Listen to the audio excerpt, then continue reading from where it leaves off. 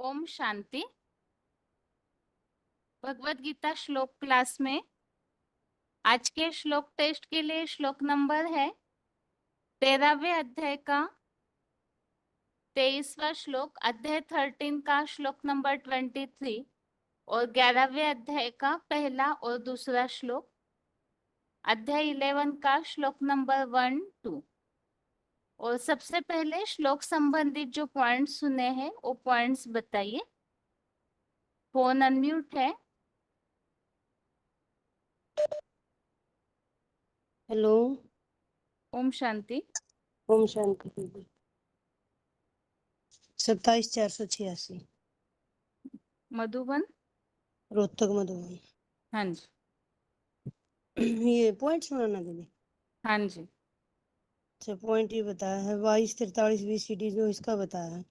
ये बोला है कि पहले मुझ बाप को पहचानो जो एक मुकर रथ में जो मैं आता हूँ ना, और जिसमें जिसमें मैं भी आता हूँ वो ब्रह्मा कहलावे। पहले पहले आई वो, पहले पहले जिसमें आई वह है परम ब्रह्म है। जैसे इसमें बताया भी है कि गुरुर ब्रह्मा गुरुर विष्णु गुरुर देवो महेश्वर है, गुरु साक्षात परम ब्रह्म तस्मै श्री गुरु नमः। यानी कि कौन है वो परम ब्रह्म है ना, जो उसी को जानना है। ये छोटे मोटे को नमन नहीं करना होता। एक उसी को नमन करता हूँ ऐसे। ये भी नहीं मानना कि जो पतित पावन, मतलब पतित से पावन बनाता है, देवी राजधानी स्थापन करता हूँ। पहले पहले क्या क्या करता है, जानकारी देता हूँ। क्या जानकारी देता है कि ब्रह्मा के मुख से जो वेद निकले हैं ना, उनकी जानकारी देता है। जो उनसे सार निकलता है, पहले पहले तो सामान्य ज्ञान सुनाता हूँ, और फिर जो अपने बच्चे, अपना और अपने बच्चों का जो रूप है ना वो बताता हूँ, ज्योति बिंदु रूप है। तो ब्रह्मा जो ऊंचते ऊंच जो लोक का है, उस लोक का मैं वासी हूँ, ये बताया है। फिर कहा है कि जो तुम बच्चे हो, जो तुम मेरे बच्चे हो ना, जो सन्मुख सुनते हो, वही ब्रह्मलोक को जान पाते हैं। जो उच्चते उच्च लोक है ना, कहा है वो पहले जाते हो या पहचान लेते हो, मतलब उस लोक को पहचान लेते हैं, और आत्मिक स्थिति से क्या होता है, उसको यही उतार लेते हैं। आत्मिक स्टेज में होने के बाद उस ब्रह्म जो लोग जो ब्रह्म लोक के बारे में बोलते हैं, उसको यही उतार लेते हैं, जो परम धाम बोलते हैं। ठीक है दीदी। ठीक है माता जी। श्लोक पढ़ना आता है माता जी? हाँ दीदी, ये 23वां श्लोक है। हम्म। इसमें है ये एवं वेति पुरुषम प्रकृति च गुणै सह सर्वथा वर्तमान अपि न स भूय अभिजायते। जो हीरो पुरुष है, तो जो प्रकृति रूपा है, उन जो तीन गुणों सहित विष्णु रूप को जान लेता है ना, तो सब प्रकार से आत्म स्थिति में आचरण करता है वो। हिंसक जो दैत्यों को दुखी संसार उसमें लौट कर नहीं आता, जन्म नहीं लेता। ठीक है माता जी। ठीक है दीदी। अच्छा। आगे अगला फोन अनम्यूट है।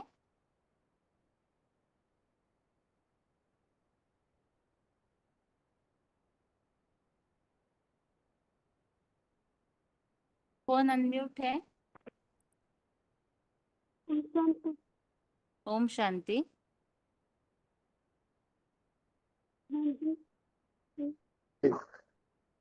जो बाबा ने बोला दीदी ने, मुझे जो 11 का 1 2 2 का कौन से थोड़ा याद है। हम्म। जो बाबा ने बोला कि उसमें भी दिया है ना कि आप दया निधन, आपने जो आध्यात्मिक ज्ञान सुनाया मुझे, उससे मेरा मोह नष्ट हो गया। तो बाबा ने बोला, और दो नंबर बाबा ने बोला कि जब भगवान आते हैं और आकर के ऐसे नहीं कि सिर्फ एक पुरानी दुनिया का विनाश कराया और नई दुनिया का स्थापना कराया, कैसे होता है इस ज्ञान बताए। तो भगवान आकर के पहले अपने परिचय देता है। भगवान आकर के स्वयं स्वयं का परिचय पहले देता है। तो आकर के हमें ज्ञान सुनाते बोला कि ये जितने भी ज्ञान सुनाते सभी का ज्ञान, वो सारे का ज्ञान है। भगवान आकर के आध्यात्म आत्मा के अंदर का ज्ञान सुनाता है, और इसको सुन करके देह का संबंधी, देह का पदार्थ, इस सब से मोह नष्ट हो जाता है।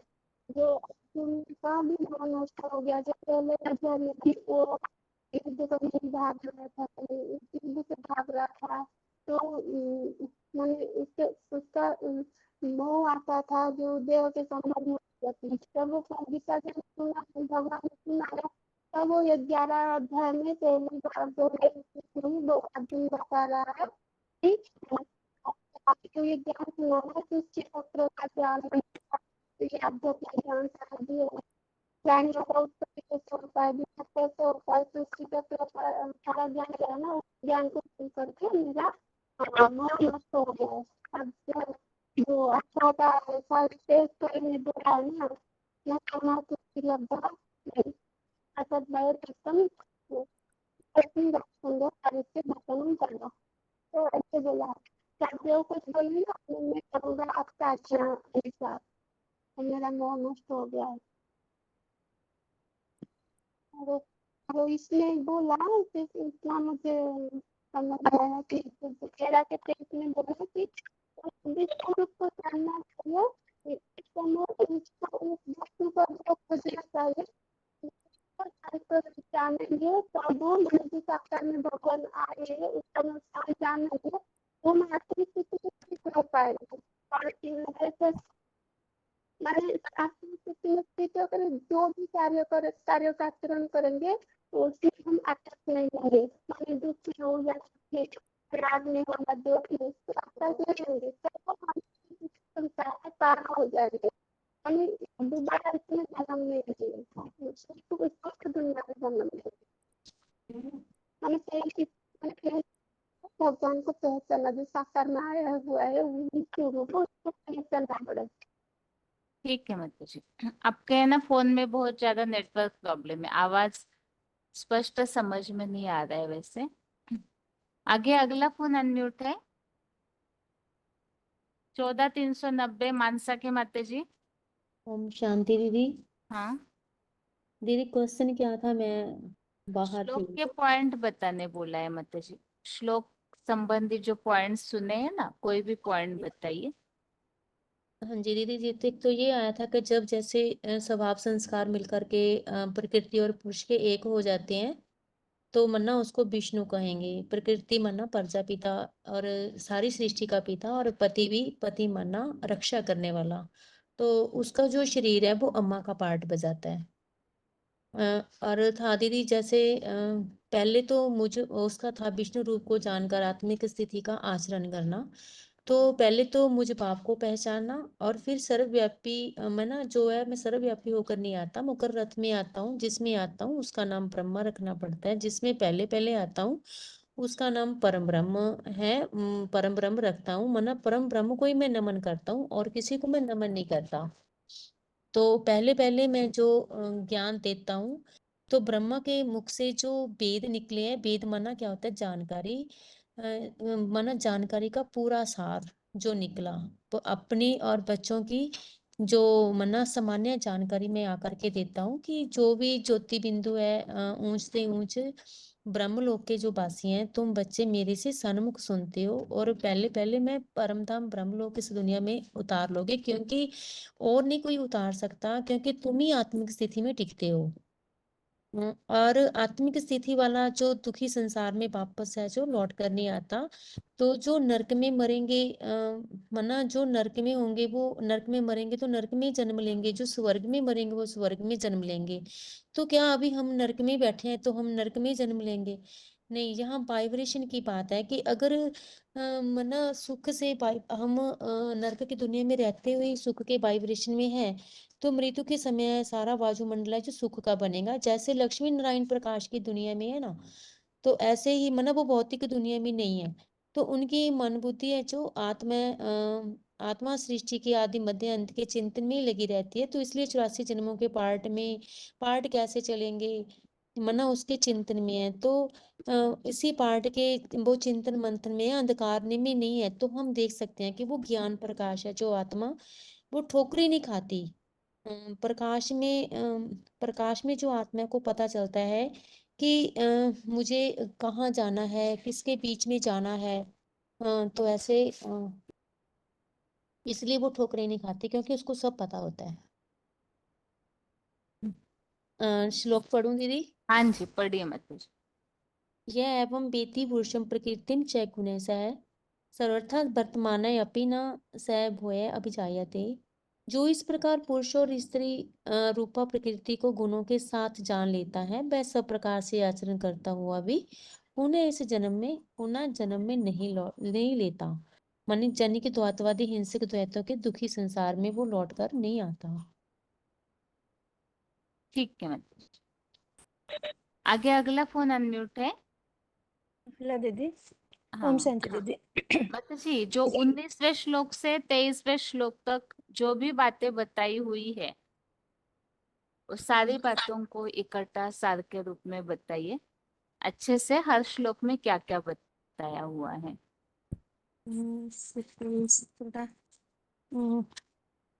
पढ़ा नहीं है दीदी नहीं, मैं अच्छा, अभी ठीक जा है माताजी। 11वें अध्याय के पॉइंट अगर दिखे तो 11वें बताइए। अध्याय का पॉइंट पढ़ू या हम्म, 11वें अध्याय का? ठीक है दीदी।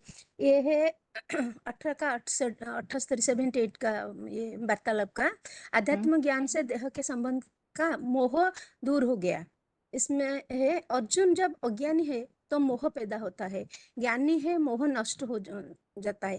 पूरा मैंने गीता ज्ञान सुनता है तो बोलता है करी से वचन तब, मतलब ये जो 18 का 73 है ना, जब वो सब सुन लेता है तो उनका मोह नष्ट होता है। ये बोलते हैं ना मेरा सब मोह नष्ट हो गया, जो बोलते हैं मैं सब सुनूंगी और आपका वचन मानूंगी। ऐसे ही मैं आपके वचनों का पूरा करूंगी। ज्ञान बुद्धि में नहीं तो अज्ञान है, अज्ञान के कारण मोह में फंसा है। पहले अपने देह का मोह, फिर देह का संबंधी का मोह, बना मतलब ये मोह बना रहा है। और आत्मा नंबर बार अर्जुन का पार्ट बजा रहे हैं दीदी। ठीक है दीदी, श्लोक बताइए। ये 11 अध्याय का बताऊं या 13 का? 11 दोनों भी बताइए। दोनों बताएं। ठीक ठीक है दीदी। ये 13 का 23 का है। ये एवं व्यक्ति पुरुषं प्रकृतिं च गुणं सह सर्वथं वर्तमान अपि न स भूयं अभिजायते। और 11 का 1 है मदनुग्रहाय परमं गुहम अध्यात्म संगीतम यत्त्वयं उक्तं वचं तेन मोह अयं विगत मोहम मम। इस 2 का 11 का 2 है भावपयम ही भूतानां श्रुत विस्तर से मया त्यक्त कमल पत्राख्यं महात्म्यं अपि च अव्ययम्। ठीक है माताजी। ठीक है। आगे माताजी आप बताइए। 13वें अध्याय के 19 से 23वें श्लोक तक यहाँ खास क्या बात समझाना चाहते हैं शिव बाबा? मैं एक थोड़ा सा लिखी हूँ आज के, मैंने भाई उसमें आ जाता है ये सारे कि ये ठीक है जैसे बताइए। हाँ ये जैसे बताया, ये दुनिया क्या है, प्रकृति और पुरुष का खेल है। ये संसार है प्रकृति और पुरुष का खेल, माने आत्मा और शरीर का। जिसे साकार को उससे पुरुष और 3 गुण, ये जो आज का जो श्लोक है उसमें कहा गया है साकार को जो उससे पुरुष और 3 गुण से प्रसारित होने वाली प्रकृति को विष्णु रूप से जान लेता है। साकार जो शिव समान बनता है उसका आत्मा भी वैसे विष्णु रूप, और साकार का आत्मा और जो शरीर, बाबा बोले ना दोनों का संस्कार मिल जाता है, मैंने कॉम्बिनेशन माना 9 बी सेटल। शरीर में भी कोई विषय विकार नहीं रहता और उस वो आत्मा भी एकदम बिंदु रूप हो जाता है। कोई शरीर का भार नहीं, देह से परे परम ब्रह्म। परम ब्रह्म माना जो शिव के गुण को अपने अंदर पूरा धारण कर लेता है। वो पहले पहले जानता है, वो साकार जिसमें शिव प्रवेश करता है। वो शिव तो प्रकृति धारण करता है, शिव जो परमधाम से आते हैं तो प्रकृति में प्रवेश करते हैं। फिर भी प्रकृति में प्रवेश करके भी वो अजन्म कैसे बनते हैं? वो जन्म मरण के चक्र में क्यों नहीं आते? हम लोग क्यों आते हैं? वो जानते हैं, वो जान लेता है जिसमें शिव प्रवेश करता है कि हम लोग क्या करते हैं, जो प्रकृति के गुणों को भोगते हैं। प्रकृति में जो सत रज तम गुण होता है ना, उसे हम लोग भोगते हैं, इसीलिए हम इस दुनिया में आते हैं जन्म मरण के चक्र में।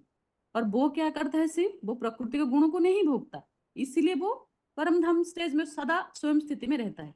तो ये उस प्रैक्टिस को करता है। जैसे कि उसको तो देह में रहना है, और वो क्या करता है, अपने आत्मा को बिंदु रूपी स्टेज में स्थिर करता है और शरीर से डिटैच, माना शरीर का जो 3 गुण है उससे भूल कर वो अभोक्ता बनता है, माने शिव समान, जैसे शिव बिंदु रूपी स्टेज। जैसे कि बाबा बोले ना, जैसे तुलसीदास ने लिखा है, जेहू जानत तेहू देहू जनाऊ, जानत तुम ही हुई जाओ। शिव के पास जो नॉलेज है, वो जो परम ब्रह्म है, वो हीरो पाठधारी, वो अपने अंदर धारण कर लेता है। माना शिव क्या है, शिव क्यों उपरम रहता है, और शिव जो इतना पावरफुल क्यों है, वो जानकर क्या करता है, शिव का सारे गुण अपने अंदर धारण करके परम ब्रह्म बन जाता है, माना शिव समान बन जाता है। और उसका जो आत्मा और शरीर का एक संस्कार का मेल हो जाता है। जैसे आत्मा तो मूल रूप से निर्लिप्त है ना, निर्लेप है, उसको कोई लेप सेप नहीं लगता, परंतु वो शरीर में जब आता है, शरीर के गुणों को भोगने के कारण उसे लेप सेप लगता है और वो जन्म मृत्यु में आता है।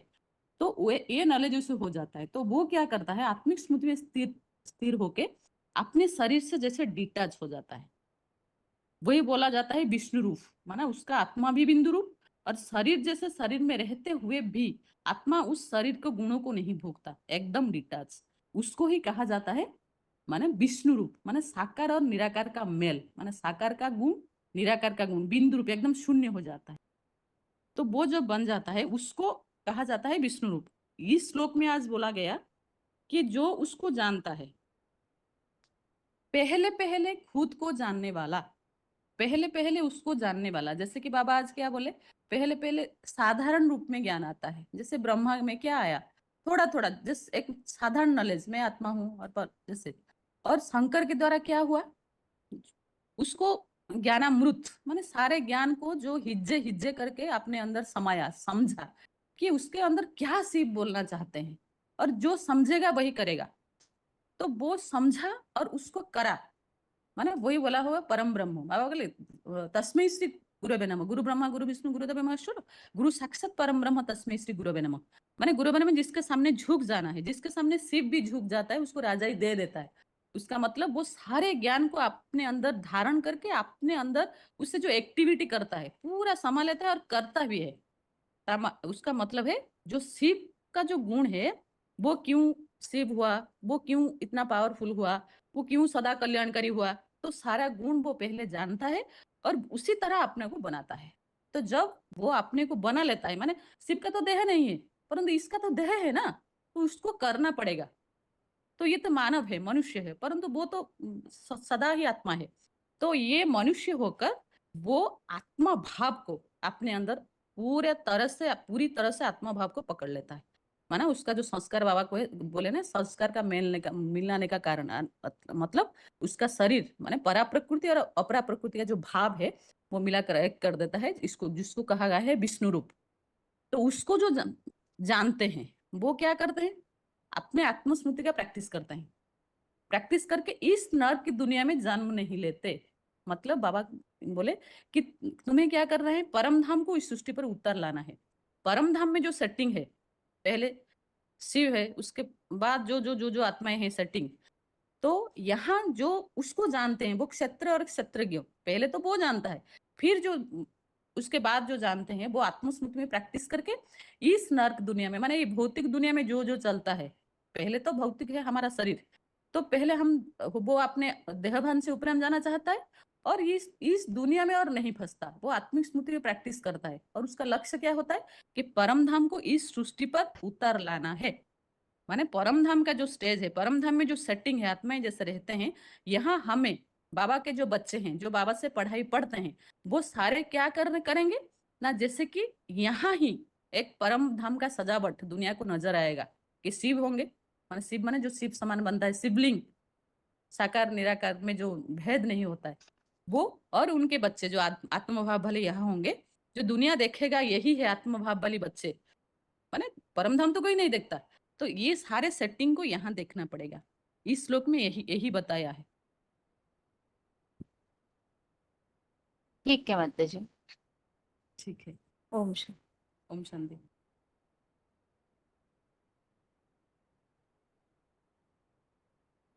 अभी अगला प्रश्न है,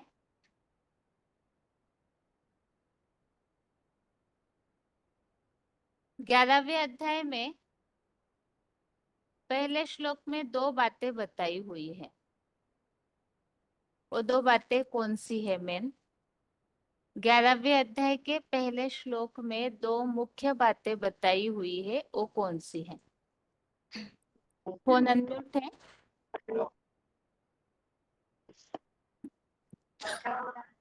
रोल नंबर बताइए।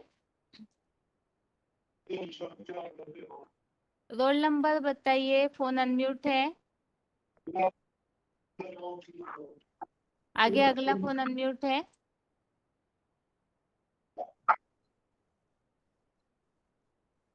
आगे अगला फोन अनम्यूट है। ओम शांति बहन जी। ओम शांति। 11 अध्याय में बहन जी पॉइंट पॉइंट नहीं मतलब पॉइंट हो गया। हाँ 11वें अध्याय के पहले श्लोक में 2 बातें बताई हुई है, वो कौन सी है? आध्यात्म का नाम का परम श्रेष्ठ परमेश्वर श्रेष्ठ रहस्य कहा जाता है। उसमें मेरा देह को संबंधियों को मोह दूर हो जाएगा। आध्यात्मिक ज्ञान है। आदि मने अंदर आध्यात्म का अंदर ज्ञान आध्यात्म का ज्ञान है। शरीर का अंदर ज्ञान नहीं है। आध्यात्म का ज्ञान ज्योति बिंदु अनुरूप है। ये छोटे रिकॉर्ड में जन्म जन्मांतर में पार्ट भरा हुआ है। ठीक है बहन जी। आध्यात्मिक ज्ञान से मोह कैसे दूर होता है माता जी, बता सकते हैं? मुरलियों में बाबा बताते हैं उस अनुसार। भगवान का ज्ञान आध्यात्म का ज्ञान है और दुनिया वालों को भौतिक ज्ञान है। पांच भूतों का ज्ञान है। ईश्वर का ज्ञान है। शुद्ध आत्मा बनने वाला है। हम अच्छी पढ़ाई आता है। हम पंचभूत नहीं है। पंचभूत पुतला हम नहीं है। हम देह नहीं है। हम पांच तत्व से परे आत्मा। लेकिन जन्म लेते लेते अनेक जन्म सुख भोगते भोगते आत्मा पांच तत्व के वशीभूत हो गई है। आध्यात्मिक ज्ञान देने वाला हम पांच तत्व की वशीभूत होने की प्रक्रिया दूर ले जाता है। एकता मुक्त कर देता है। हम ज्योति बिंदु आत्मा हो। ज्योति बिंदु आत्मा ऐसी ही राज्य ऊंची गद्दी पर बैठता है। ये पूरा राज्य सभा कंट्रोल करता है। ऐसे शरीर रूपी राज कंट्रोल करने का आत्मा रूपी राज भ्रुकुटी के मध्य में बैठता है। भ्रुकुटी के मध्य में बैठ करके सारी इंद्रिय कंट्रोल इंद्रिया ज्ञानेन्द्रिय पूरा शरीर वो सब कंट्रोल करने वाला आध्यात्मिक ज्ञान है। ठीक है माता जी। श्लोक बताए बहन जी। पढ़िए। 11 अध्याय में एक ही श्लोक। अर्जुन उवाच मदनुग्रहाय परम गुह्य आध्यात्म संचिज्ञतम यत्व युक्तां वचस्तेन मोहयं विगतो मम। 2 श्लोक। भव्याप्ययो हि भूतानां श्रुतौ विस्तरेषु माया तत्वतः कमल प्रत्यक्ष महात्म्यम् अपि च अव्ययम्। ठीक है माता जी। अगला फोन अनम्यूट है। बताइए माता जी, आध्यात्मिक ज्ञान से मोह दूर होने का कारण क्या है? हाँ दीदी, इसमें बताया है कि जैसे बेहद का ज्ञान बताया है कि अर्जुन का मोह कब दूर हुआ, ऐसे करके बोला है। तो जब अज्ञानी है तो मोह पैदा होता है, और ज्ञानी है तो मोह का जो अंधकार है वो अंधकार में नहीं रहता है, माना मोह नष्ट हो जाएगा उसका। और मोह के अंधकार में अगर मोह है तो अंधकार में डूबा रहेगा। जब पूरा गीता का ज्ञान जैसे पढ़ते हैं, बोलते हैं, सुनता है, तो बताया एक सब करश्यते वचनम तब, ऐसे करके गीता में एक वाक्य आया है। तो जब ज्ञान बुद्धि में है या नहीं है, अगर ज्ञान बुद्धि में नहीं है तो अज्ञानी है, और अगर ज्ञान बुद्धि में होने के कारण उसका मोह दूर हो जाता है, और अज्ञानी है तो मोह में फंसा हुआ रहता है। तो इसलिए अपनी देह का मोह, पहले देह के संबंधियों के मोह को छोड़कर जो भी देह के पदार्थ का मोह में बना हुआ रहता है ना, तो हर आत्मा ऐसे ही नंबरवार अपना पार्ट बजाती है। जो भी आत्मा अपने देह के संबंधियां या देह में फंसी हुई है तो उसको मोह रहता है, और ये मोह मतलब जब वो अपने को आत्मा समझ लेता है, पूरी तरह से उसे आत्मा का ज्ञान हो जाता है, तो वो उसका मोह दूर हो जाता है। श्लोक पढ़िए माता जी। दीदी आज का ही पढ़ना है ना? हाँ जी। 23वां। हाँ। या एवं व्यक्ति पुरुषम प्रकृतिम च गुणे सह सर्वथा वर्तमाना अपि न स भूया अभिजायते। हिंदी भी पढ़े। पढ़िए माता जी। जो इस प्रकार हीरो पुरुष और स्त्री रूपा प्रकृति को उन सत्यादि 3 गुणों के साथ विष्णु रूप से जान लेता है, वह सब प्रकार से अत्यात्म स्थिति में आचरण करता हुआ भी पुनः द्वैतवादी हिंसक दैत्यों के दुखी संसार में लौटकर अगला जन्म नहीं लेता है। ठीक है माता जी।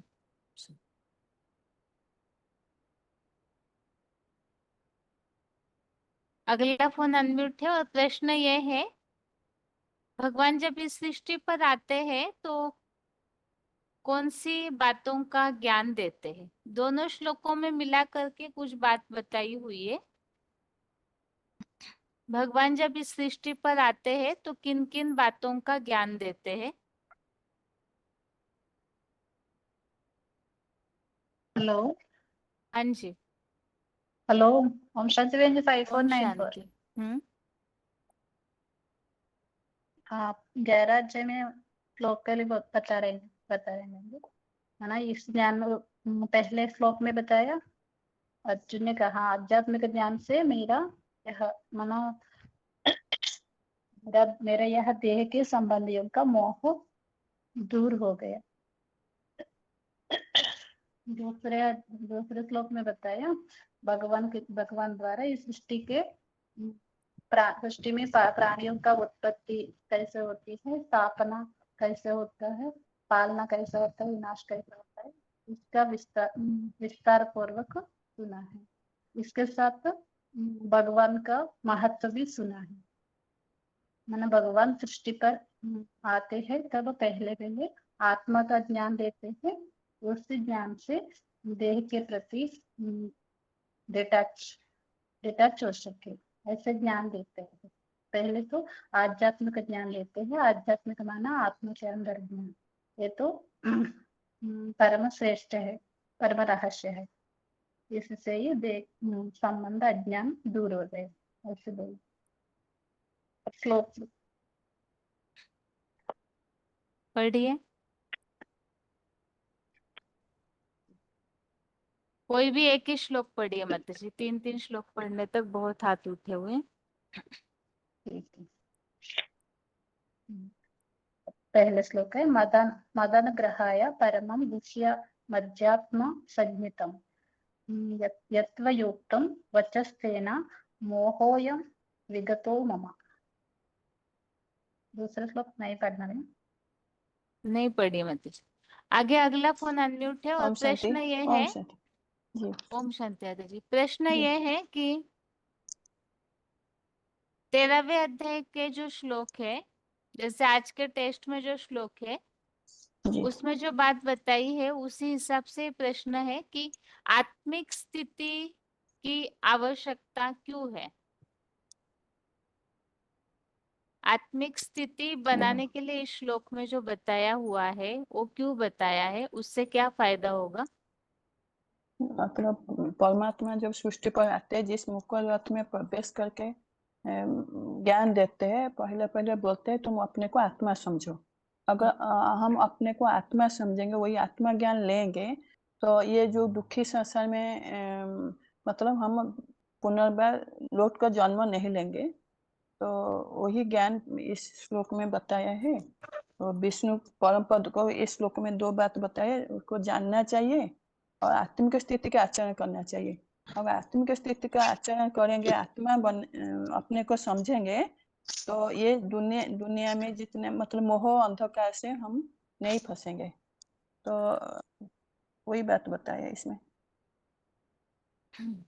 यहाँ प्रकृति और पुरुष का विषय चल रहा है, जी। तो यहाँ आत्मिक स्थिति के बारे में क्यों समझाया हुआ है, बताइए। तो जो मुकुल रथ है, परम ब्रह्म है, वो उसमें जो शिव प्रवेश करते हैं, तो वो अपने को मतलब वही परा प्रकृति अपरा प्रकृति के बात बताए यहाँ पे। तो वही मुख्य अर्थ जो है पहले पहले वो इस सृष्टि पर अपने आत्मिक स्थिति में टिक जाते हैं, शिव सम्मान बन जाते हैं, जिसकी यादगार में हम शिवलिंग पूजा करते हैं। मतलब शिवलिंग जो है वही जो है शिव सम्मान निराकारी निर्विकारी निरंकारी स्टेज में टिक जाते हैं। तो वही परम ब्रह्म पहले पहले आत्मिक स्थिति में आत्मिक स्थिति मतलब शिव सम्मान बनते हैं। तो वही है परा प्रकृति मतलब शिव समान बन जाते हैं। जैसे लास्ट अंत में उन्हीं को ही शिव शंकर को एक कर दिया है, मतलब शंकर ही शिव समान पूरा निराकारी निर्विकारी निरहंकारी स्टेज में टिक जाते हैं। तो वही है उसका जो आत्मा है, तो वो है मतलब पूरा शिव समान बन जाते हैं, शरीर जो है पूरा भूल जाते हैं। तो वही है, वही बात है दीदी। ठीक है, उत्तर उतना सटीक तो नहीं है, ठीक है। जी। आगे आगे बताइए, फोन अनम्यूट है। ओम शांति बहन जी। हाँ, इस श्लोक में दो प्रकार की बातें हैं, एक तो क्लैरिफिकेशन वाले अर्थ में एक बात है, और जो सिंपल अर्थ है वो एक उसी तरह की बात लेकिन अलग भावार्थ वाली बात बताता है। बताइए। हाँ, यहाँ तो साधारण रूप से देखा है इस प्रकार पुरुष को और तीन गुणों के सहित प्रकृति को जो मनुष्य तत्व सहित जानता है, वह सब प्रकार से कर्तव्य कर्म करते हुए भी जन्म नहीं लेता। फिर से ये आया था। और एक मिनट,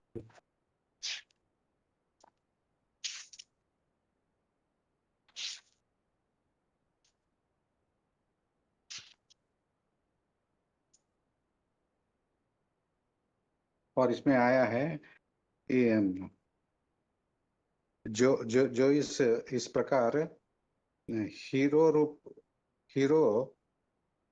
पुरुष और प्रकृति को गुणों के साथ जान लेता है, वह सब प्रकार से आचरण करता हुआ भी द्वैतवादी हिंसक दैत्य के दुखी संसार में फिर से जन्म नहीं लेता है। जैसे बाबा एक पॉइंट में बताया है, नरक में मरेंगे तो नरक में जन्म लेंगे, और स्वर्ग में मरेंगे तो स्वर्ग में ही जन्म लेंगे, ऐसा बताया है। ठीक है, श्लोक ये बताइए। एवं वेत्ति पुरुषं प्रकृतिं च गुणैः सह सर्वदा वर्तमानोऽपि न स भूयो विजायते।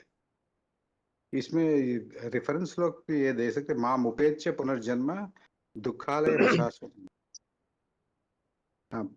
परम सिद्धि को प्राप्त किए महात्माओं मुझको प्राप्त करने के पश्चात वह फिर पुनर्जन्म नहीं लेते हैं। दो श्लोक है वे जी, 8वें 15 और 16, 8वें अध्याय का 15 और 16 में।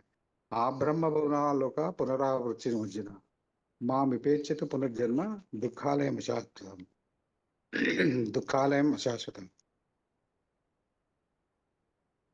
और ये भी 1329 में भी आया, प्रकृत्यैव च कर्माणि क्रियमाणानि सर्वशः। सारा प्रकृति से ही उत्पन्न होता है। ठीक है, ओम शांति। आगे। ओम शांति। हाँ जी। प्रश्न में हम्म प्रश्न क्या है? प्रश्न ये है, दोबारा इस नरक की दुनिया में न आए, इसके लिए यहाँ क्या पुरुषार्थ बताया हुआ है? ठीक है, यह पुरुषार्थ बताया है कि आत्मिक स्थिति में रहना, जो इस पुरुष और प्रकृति दोनों को उनके गुण के साथ जान लेता है, उसको इसी दुखी संसार में आने की जरूरत नहीं पड़ेगी, क्योंकि आत्मा इस शरीर रूपी गाड़ी में बैठकर ये सुख दुख भोगता है। ये जो सत्व तीन गुण बताए ना, सत्व रजो तम सत्व गुण से वो सात्विक स्थिति भोगता है, सुख ही भोगता है, जिसे पारलौकिक सुख भी कहा जा सकता है। राजसिक और तामसिक गुणों से दुख, सुख दुख राजसी में और सिर्फ दुख ही तामसी में आता है। इस तामसी गुण में मनुष्य देवता से मनुष्य से अधोपतन होकर वो राक्षस बन जाता है। वो जिस सुख जो जिसको हम दुख समझे, वास्तव में उसको सुख समझकर दुख में बुड़ जाता है। ये इसीलिए उनको इसी नरक से उद्धार करने के लिए बाप आए हैं, आत्मज्ञान देते हैं। सबसे पहला आत्मज्ञान देते हैं। आत्मिक स्थिति में रमण करने के लिए यहाँ बात रास्ता बताया है, जिससे मनुष्य दुख से मुक्त हो सकता है। क्योंकि मनुष्य नरक में, अगर जिसका लंबी वाइब्रेशन जिसमें हो, अगर दुख में है तो उस दुखी संसार में नरक में आएगा। अगर लंबे वाइब्रेशन उसका सुख में हो तो सुखी संसार में आएगा। इसीलिए बाबा ने बताया ना, तकदीर तुम्हारा मुट्ठी में। अगर तुम चाहे तो तुम्हारा तकदीर बना सकते हो, तुम ना चाहे तो तकदीर नहीं बना सकते हो। तकदीर बनाने के लिए यहाँ बाप हमको आत्मिक स्थिति में जाने के लिए कहे हैं, जिस स्थिति में जाकर मनुष्य अपना और खुद का 84 जन्म का पाठ जान सकता है और बाप का भी परिचय जान सकता है। क्योंकि बाप ही बच्चों का सारे एक्टिविटी जानते हैं, कौन बच्चा कैसा है, किस बच्चे को किस तरह उद्धार किया जा सकता है, बाप को मालूम है। इसीलिए यहाँ पर हमको द्वैतवादी हिंसक दुख की दुनिया में अगला जन्म न आने के लिए कहा गया है।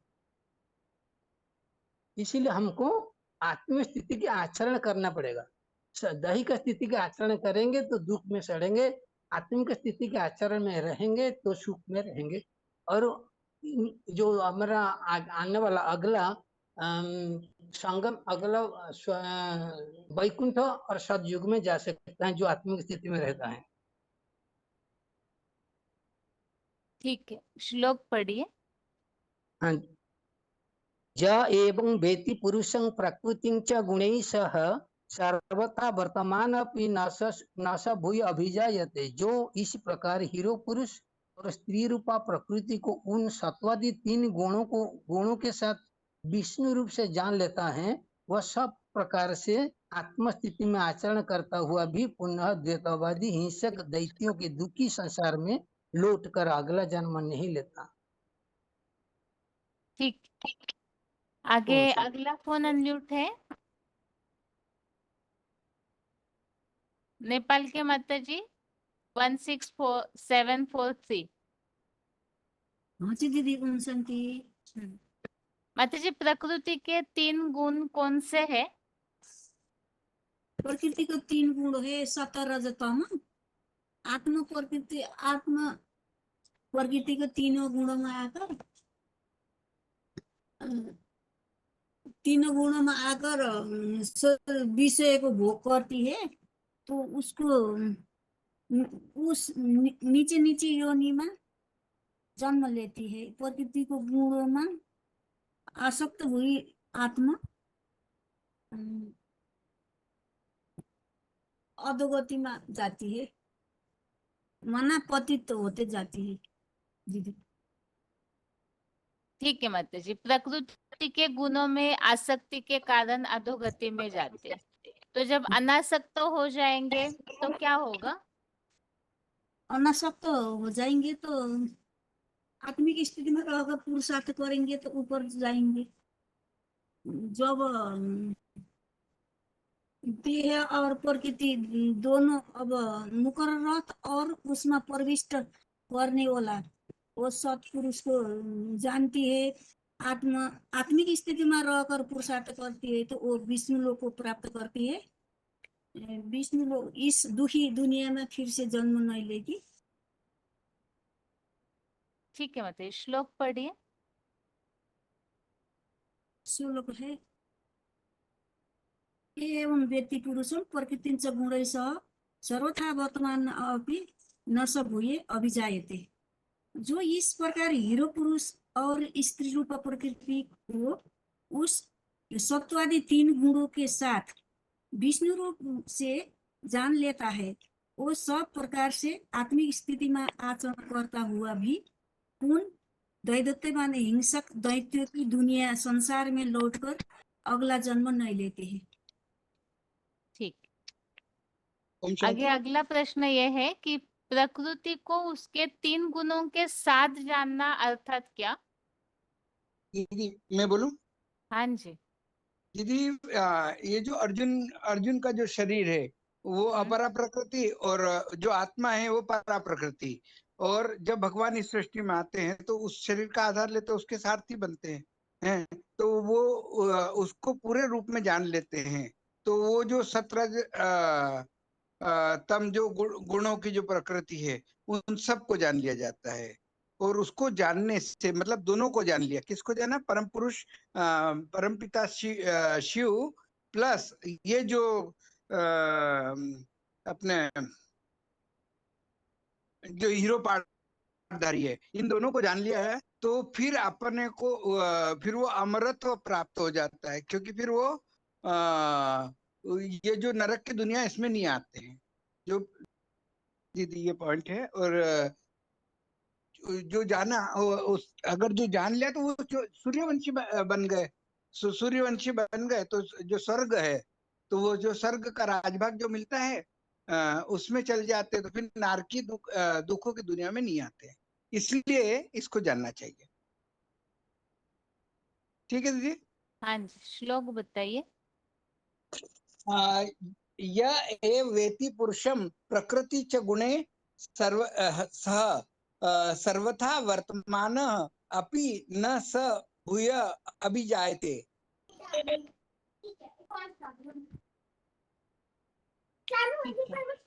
दीदी 11वें के बोलूं? हाँ बताइए। ठीक है, एक सेकेंड है दीदी। हाँ 11वें में अर्जुन वाचे मदनुग्रहाय परमं गुह्यम अध्यात्म संजितम यत् त्वया उक्तम वचः तेन मोह अयम विगतो ममः। और दूसरा है भवाप्यो ही भूतानां श्रुतो विस्तरस्यो मया तत्व कमल पक्ष पत्राक्ष महात्मा अपि च अव्ययम। दोनों के अर्थ बोल। अर्थ नहीं बताइए, रहने।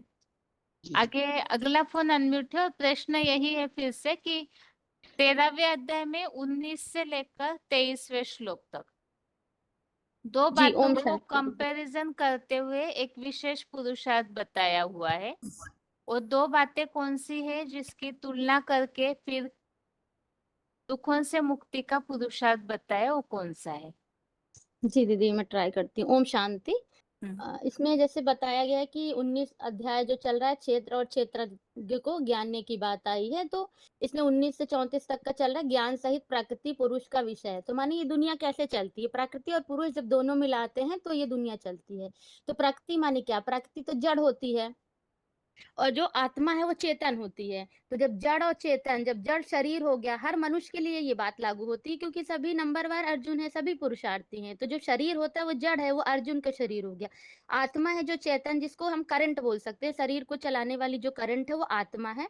और प्रकृति को धरणी भी कह सकते हैं, धरणी बोलिए, जड़ बोलिए, प्रकृति बोलिए, अर्जुन बोलिए, और ये चैतन्य है आत्मा, रूपा पारा प्रकृति। तो जब शरीर में प्रकृति आके प्रवेश करती तो शरीर काम के लायक होता है, माने कि जो प्रकृति इससे 3 गुण उत्पन्न होते, तो जब शरीर में आत्मा जो प्रवेश करती तब ये 3 गुण को भोगती है, और जो जब 3 गुण भोगती है तो फिर वही जन्म मरण का कारण हो जाता है। तो प्रकृति और पुरुष दोनों के आधार से सृष्टि चलती है। प्रकृति जो है 5 तत्वों से जुड़ी मानवीय शरीर है और इसे चलाने वाली है आत्मा माने पुरुष।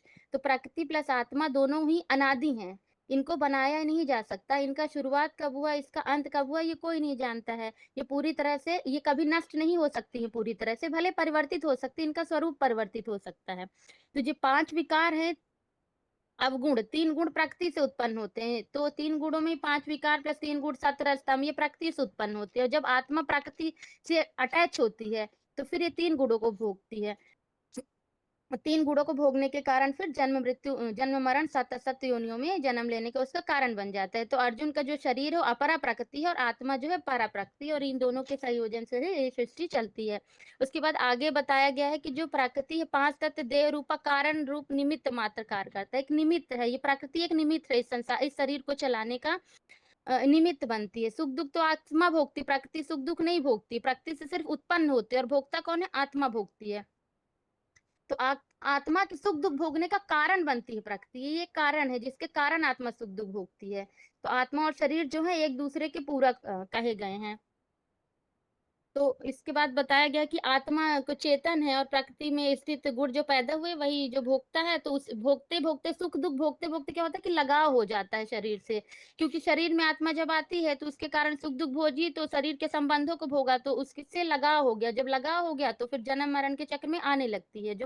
और जो आत्मिक स्थिति में रहते हैं उनसे अटैचमेंट नहीं होता, सुख दुख नहीं भोगते, तो फिर वो जन्म मरण के चक्र में नहीं आते। तो इसमें ये भी बता सकते हैं कि आत्माएं जो है आत्माओं को लेप छेप लगता है, वो निर्लेप नहीं है, क्योंकि वो अटैचमेंट में आने के कारण उनको आसक्ति नहीं हो पाती, आसक्ति लगाव हो जाता है, तो वो जन्म मरण के चक्र में आने लगती है। और जो आत्मिक स्थिति में जो परमात्मा सदैव आत्मिक स्थिति में रहते हो गुणों को नहीं भोगते हैं, तो फिर उन्हें जन्म मरण में आने की कोई बात ही नहीं है। तो परमात्मा जो है निर्लेप है और आत्मा निर्लेप नहीं है। इन सब चीजों को भी इनमें बताया गया है। मैंने इस सृष्टि को चलाने के लिए 2 चीजों की जरूरत है, प्रकृति और आत्मा। फिर इस श्लोक में बताया कि जो ये प्रकृति और आत्मा को उनके गुण सहित जो 3 गुण है उनके गुण सहित जान लेता है। तो फिर गुण सहित जानना माने विष्णु गुण क्या है? गुण मतलब मिल जाना, स्वभाव संस्कार से मिल जाना। तो जब स्वभाव संस्कार मिल जाते हैं आपस में तो फिर आत्मा परमात्मा के स्वभाव संस्कार मिल जाते हैं। जैसे कि बताया गया ना कि सगुड़ा अगुड़ा कुछ नहीं भेदा, जब स्वभाव संस्कार मिल गया कुछ भेद नहीं रह गया तो विष्णु पद परम पद हो गया। अब वो परम पद के को गुण सहित जानना कि परम पद के क्या गुण है और ये गुण उन्होंने कैसे, ये परम पद उन्होंने कैसे प्राप्त किया, इसको अगर जो जान लेता है तो फिर इस दुखी संसार में वापस नहीं आता। क्यों नहीं आता दुखी संसार में? क्यों जानने के बाद जान जाता है ना कि वास्तविकता आत्मा है, आत्मा अविनाशी है, शरीर तो विनाशी है, 5 तत्वों का पुतला है, तो नष्ट हो जाना। आत्मा कभी नष्ट नहीं होती, अजर अबर अविनाशी है, इसको रचा भी नहीं जा सकता, इसकी उत्पत्ति और विनाश के बारे में कोई नहीं जानता है। तो जब हम जान जाएंगे कि हम आत्मा है और हमारी मतलब ये सृष्टि है अनादि है, हमको जन्म मरण में आना ही है, तो लगाव जो है शरीर से अटैचमेंट कम हो जाएगा। और हम ये जान जाएंगे कि एक भगवान ही है जो आत्मा के पिता है, तो हम उन आत्मा के पिता परमात्मा को याद करेंगे। सब जगह जो हमारी बुद्धि इधर उधर भटकी हुई है तो बुद्धि एकाग्र हो जाएगी, बुद्धि एकाग्र हो जाएगी, हमको ठिकाना मिल जाएगा कि हमको करना क्या है। तो फिर इधर उधर भटकने की जरूरत ही नहीं पड़ेगी, सत्य असत्य योनियों में जाने की जरूरत ही नहीं पड़ेगी, इसमें दुखी दुनिया में आने की जरूरत पड़ेगी ही नहीं। तो मेन बात यही है, मैंने प्रकृति और पुरुष उनको गुण सहित जानेंगे तो इस दुनिया में नहीं आएंगे। प्रकृति है जड़, प्रकृति जड़ है और आत्मा जो है चैतन्य है, दोनों के संयोग से सृष्टि चलती है। आत्मा एक करंट है और प्रकृति जो है वो धरनी है, जड़ है। तो जड़ जब भी काम करती है जब उसमें चैतन्य आत्मा प्रवेश करती है। तो अर्जुन के शरीर में, अर्जुन का शरीर जड़ समझो और उसमें आए हुए परम पिता परमात्मा को परम पिता परमात्मा को जान करके उनको भली भांति याद करेंगे तो इस सत्य योनि में आने की आवश्यकता नहीं, दुखी दुनिया में आने की जरूरत नहीं है, क्योंकि हर मनुष्य अभी यही चाहता है कि मोक्ष कैसे प्राप्त हो। तो जो साकार में आए हुए निराकार बाप को विष्णु के परम पदधारी जो इनकी स्थिति को आत्मिक स्थिति की प्रैक्टिस करके जान जाएगा, क्योंकि उनको हम तभी जानेंगे जब हम आत्मिक स्थिति की प्रैक्टिस करेंगे, हम जानेंगे कि खुद आत्मा है। क्योंकि भगवान आते हैं तो सिर्फ नई दुनिया की स्थापना, पुरानी दुनिया की विनाश नहीं करते हैं, पहले पहले यही ज्ञान देते हैं कि तुम आत्मा हो, मैं भी आत्मा हूँ, तुम अपने को जानो, अपने पहले कम से कम अपने पार्ट को और अपने 84 के पार्ट को जान जाओगे तो फिर इस दुनिया में आने की जरूरत नहीं पड़ती है। ओम शांति दीदी। ठीक है जितने माता समझ जी। में आ रहा है ठीक हाँ ठाक है नहीं, दीदी? अच्छे से बताया माता जी। ठीक। ठीक है दीदी, ओम शांति। अभी कुछ फोन अनम्यूट किए जाएंगे, तो जो आज के टेस्ट के श्लोक है सिर्फ श्लोक पढ़िए तीनों भी, इसलिए किताब खोल के रखिए, क्योंकि फोन अनम्यूट होने के बाद आप किताब खोलते हैं तो समय न जाए उसमें। आज जो टेस्ट में श्लोक है 13वें अध्याय का 23 और 11वें अध्याय का पहला दूसरा, सिर्फ श्लोक पढ़ते जाइए जिनका भी फोन अनम्यूट होगा, और उसके बाद फिर दूसरे अध्याय संबंधित शुरू के 12 श्लोकों संबंधित प्रश्न होंगे। ओम शांति बहन जी। 2798 13 का 23 है। यह एवं वेत्ति पुरुष प्रकृतिं च गुणैः सह सर्वथा वर्तमान अपि न स भूय अभिजायते। और 11 का वन है मदनुग्रहाय परमं गुह्यम् आध्यात्म स गीतम यत् त्वया उक्तं वचः तेन मोह अयम विगतो मम। और 11 का 2 है भवाप्य यो हि भूतानां श्रुतौ विस्तरसो मया तत्त्वः कमलपत्राक्ष महात्म्यम अपि च अव्ययम्। ठीक है माता जी। आगे फोन अनम्यूट ओम है, शांति दें। पढ़िए। हाँ जी 979 मदानुग्रहाय परमं गुह्य मध्यात्म संयुक्तं यत्वा योक्तं वचस्तेव योग्यं मा जगतो मोह अयं जगतः मम मन भवाप्ययो हि भूतानां श्रुतौ वितरशो मया तत्त्वतः कमला तत्राक्ष महात्म अपि काव्ययम् या एवं वेत्ति पुरुषः प्रकृतिः च गुणैः सह सर्वदा वर्तमानोऽपि न स भूयोऽपि जायते।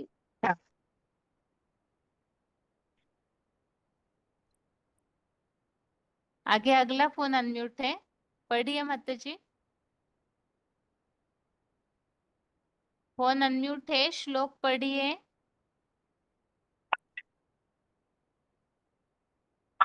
आगे अगला फोन अनम्यूट है। हेलो। हाँ हाँ जी, पढ़िए माता हाँ। जी। यः एवं वेत्ति पुरुषं प्रकृतिं च गुणैः सह सर्वथा वर्तमानो अपि न स भूयो अभिजायते। 11 है अर्जुन उवाच मदनुग्रहाय परमं गुह्यम् आध्यात्मसञ्जितं तत्त्वया उक्तं वचो तेन मोह अयं विगत मम भवाप्ययो हि भूतानां श्रुतौ विस्तरसो मया तत्त्वं कमलपत्राश्च महात्म्यम् अपि च अव्ययम्। ओम शांति। ओम शांति दीदी। आगे पढ़िए माता जी। हाँ 13 का 23 श्लोक है। एवं विदित पुरुषं प्रकृति च गुणैः सह सर्वथा सर्वमानः अपि न स भूयः अभिजायते। अर्जुन उवाच मदानुग्रहाय परमं गुह्यं मध्यात्म संहितं यत् तत्त्वा उक्तं वचः तेन मोहं विजते मम भवाप्ययो हि भूतानां श्रुतोः विस्तरसो मया तत्त्वः कमलपत्राक्ष महत्पायम् अपि अव्ययम्। ओम शांति। आगे पढ़िए। 25407 श्लोक पढ़िए। हाँ हेलो बहन जी, ओम शांति। हाँ जी। य एवं वेत्ति पुरुषं प्रकृतिं च गुणैः सह सर्वदा वर्तमानः अपि नः स भूयः अभिजायते। जो टीका पढ़ूं बहन जी? हाँ जी पढ़िए। जो इस प्रकार हीरो पुरुष और स्त्री रूप प्रकृति को उन सत्व रजो 3 गुणों से साथ विष्णु रूप ने जो जोन लेता है महा सब सत्वादि गुणों के नाथ विष्णु रूप से ज्ञान लेता है, वहाँ सब प्रकार से आत्मस्थिति में आचरण करता हुआ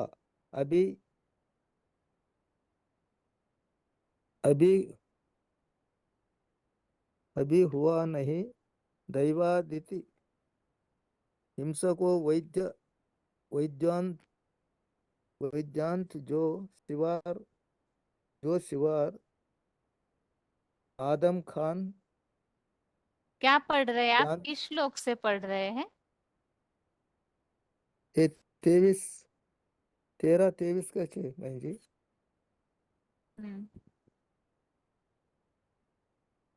जानते हैं वहाँ सब प्रकार से पुनः द्वैता भी हिंसक अलग अलग पुनः द्वैतवादी हिंसक द्वैतों के दुखी संसार में लौट करे अगला जन्म नहीं लेता है। और 11 अध्याय का एक श्लोक बहन जी। हाँ जी, विश्वरूप पढ़िए। विश्वरूप दर्शन योग अर्जुन को आज मदनुग्रहाय परमं गुह्यम अध्यात्म संयतम यतु त्वया उक्तम तेन मोह अयम विगतो मम। और अर्थ नहीं 11 के 2 पढ़िए, श्लोक पढ़िए बस। 11 के 2 भवाप्ययौ हि भूतानां कृतावस्तरशो मया त्वत्तः कमलपत्राक्ष महात्म्यम् अपि च व्ययम्। ठीक, आगे पढ़िए श्लोक। फोन हेलो, अनम्यूट है। हाँ जी। ओम शांति दीदी। रोल नंबर 20353 हम्म अगरतला मधुबन। अर्जुन उवाच मदनुग्रहाय परमं गुह्यम् अध्यात्म संजीतं यत् त्वया उक्तं वचः तेन मोह अयं विगतो मम। भवप्पयो हि भूतानां श्रुतो विस्तरशो मया ततः कमलपत्रश्च महत्त्वम् अपि च अव्ययम्। और 13 य एवं वेत्ति पुरुषं प्रकृतिं च गुणैः सह सर्वथा वर्तमान अपि न स भूयः अभिजायते। ओम शांति। दीदी भाई भी है, दे दीजिए। ओम शांति दीदी। हाँ जी। 11 का 1 2।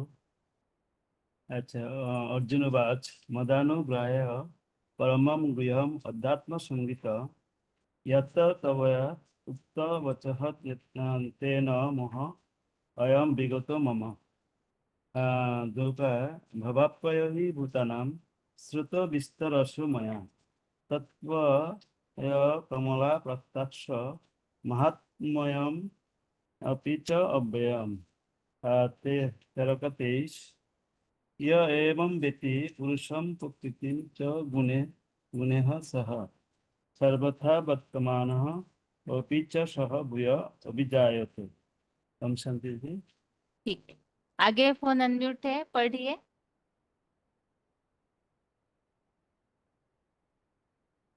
आगे अगला फोन अनम्यूट है, पढ़िए मत जी। शांति दीदी। हाँ जी। दीदी 11 का 1 पढ़ूं पहले।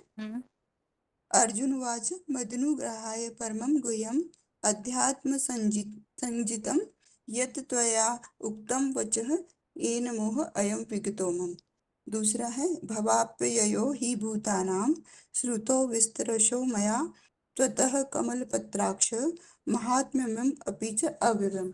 और 23 का सॉरी दीदी मेरा हाँ दीदी 23 का ये 11 का 23 उसमें भगवान यह एवं व्यक्ति पुरुषं प्रकृतिं च गुणैः सह सर्वथा वर्तमानः अपि न स भूयः अभिजायते। ठीक है दी। ओम शांति। ठीक है, आगे पढ़िए भुवनेश्वर। ओम शांति दीदी। हाँ जी। 11 का पहला मदनुग्रहाय परमं गुह्यम् अध्यात्म संगीत यत् त्वया उक्त वचः तेन मोह अहं विगतो मम। दूसरा भवाप्ययो हि भूतानां श्रुतो विस्तरशो मया ततः कमलपत्राख्यो महात्म्य अपि च अव्ययम्। और 13 का 23 है यो एवं वेति पुरुषं प्रकृति च गुणं सह सर्वथा वर्तमानोऽपि न स भूय अभिजायते। अर्थ पढ़ूंगी दीदी। इस श्लोक में आपको क्या समझ में आया वो बताइए। इस श्लोक में जी तो एक्चुअली समझ में जो आता है उसको जो एक्सप्रेशन करने का थोड़ा थोड़ा डर लगता है। ये न्यू है तो ना। नहीं कोई बात नहीं, आप बताइए, जहाँ गलत होगा वहाँ बता दिया जाएगा। बताइए आपको क्या समझ में आया है। इस श्लोक को ये जानकारी आया कि जो शरीर है ये शरीर में दोनों ही काम करती है। एक आत्मा जिसको जो प्रकृति और पुरुष ये दोनों काम किया है, और जो प्रकृति का जो 3 गुण वही में स्वतः आ जाती है। जब आ जाती है और इसमें आने के बाद वो जब जान लिया कि शरीर में आत्मा का क्या काम है, आत्मा परमात्मा कैसे जान सकती है। एक्चुअली ये कहने के लिए जो सीक्वेंस है पता नहीं, थोड़ा सा इसीलिए मैं हाथ नहीं उठा था।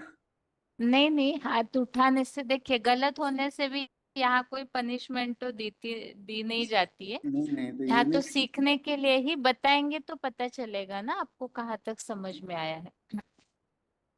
ठीक है, अभी जी, 2-3 मैं प्रैक्टिस बार करूंगा। श्लोक अगला बार हाथ उठाऊंगा, प्रैक्टिस करेगा। कोई भी गलत हो जाएगा तो ये हाँ, क्लियर। इसलिए बताते रहिए, कहीं ना कहीं जहाँ पता चलेगा ना कि कहाँ गलत हो रहा है। अभी जी 2 लोगों से श्लोक सुनने के बाद फिर बता देंगे, आप सुनिएगा फिर से श्लोक संबंधित मूल यहाँ क्या बात बताई जा रही। ठीक है, जी जी ठीक है, फिर अगली बार आप फिर से बताइए इसी बात को। ठीक है, जी जी। आगे अगला फोन अनम्यूट है। हुबली के माता जी पढ़िए श्लोक। दीदी वो ये 5 लोग का ये बताऊं क्या दीदी? क्या? अध्याय 13 में पूछा ना, 19 से भी 23 तक क्या मीनिंग आता है ऐसा? बताइए।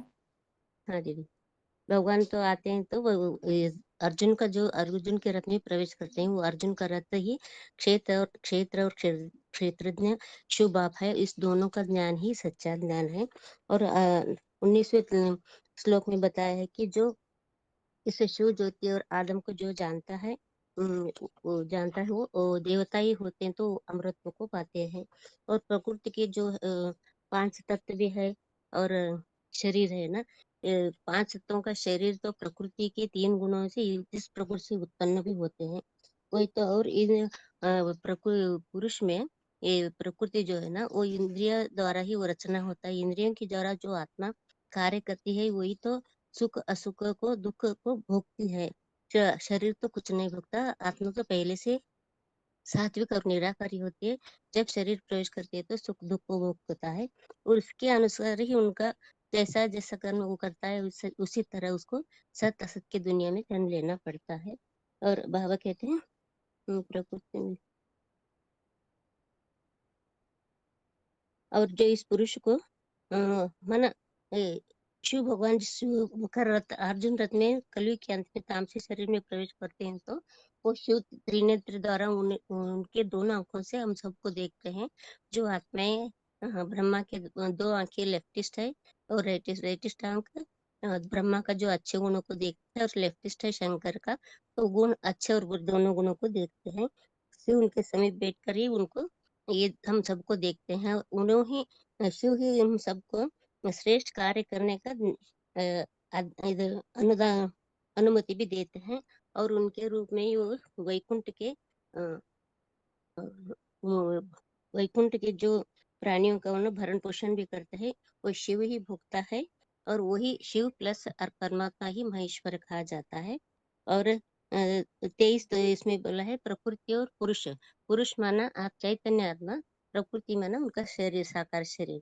जो साकार शरीर जो होता है 23 तत्वों का होता है, वो प्रकृति के द्वारा 3 गुण सत रज उत्पन्न होते हैं ना, उनको दोनों को जानता है। और जब शिव इस सृष्टि पर अर्जुन के रथ में प्रवेश करते हैं तो वो आत्मा और शरीर, आत्मा तो ज्योति बिंदु स्टार में टिक जाती है और शरीर का भी उनको पुरुषार्थ करते करते उनका भान भी नहीं होता, तो एकाकार होते हैं ना, वही तो विष्णु का पाठ। और जो इसको जानता है वही तो आत्मिक स्थिति में टिक कर सब कर्म करते हुए बाप को याद करते हुए वापस इस दुख की दुनिया में नहीं आता है। ठीक है माता जी। लोग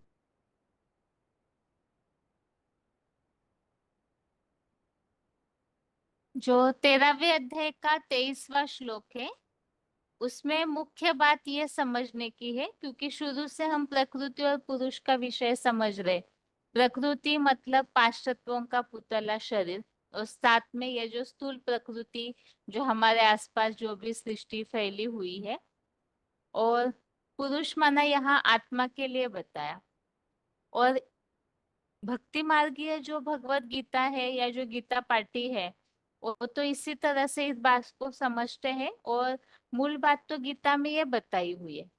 बाकी एडवांस नॉलेज के बतौर बाबा ने इस बात को और स्पष्ट किया है, जैसे कि जो भी सृष्टि पर चीजें फैली हुई है उनके कोई चैतन्य पाठधारी भी है।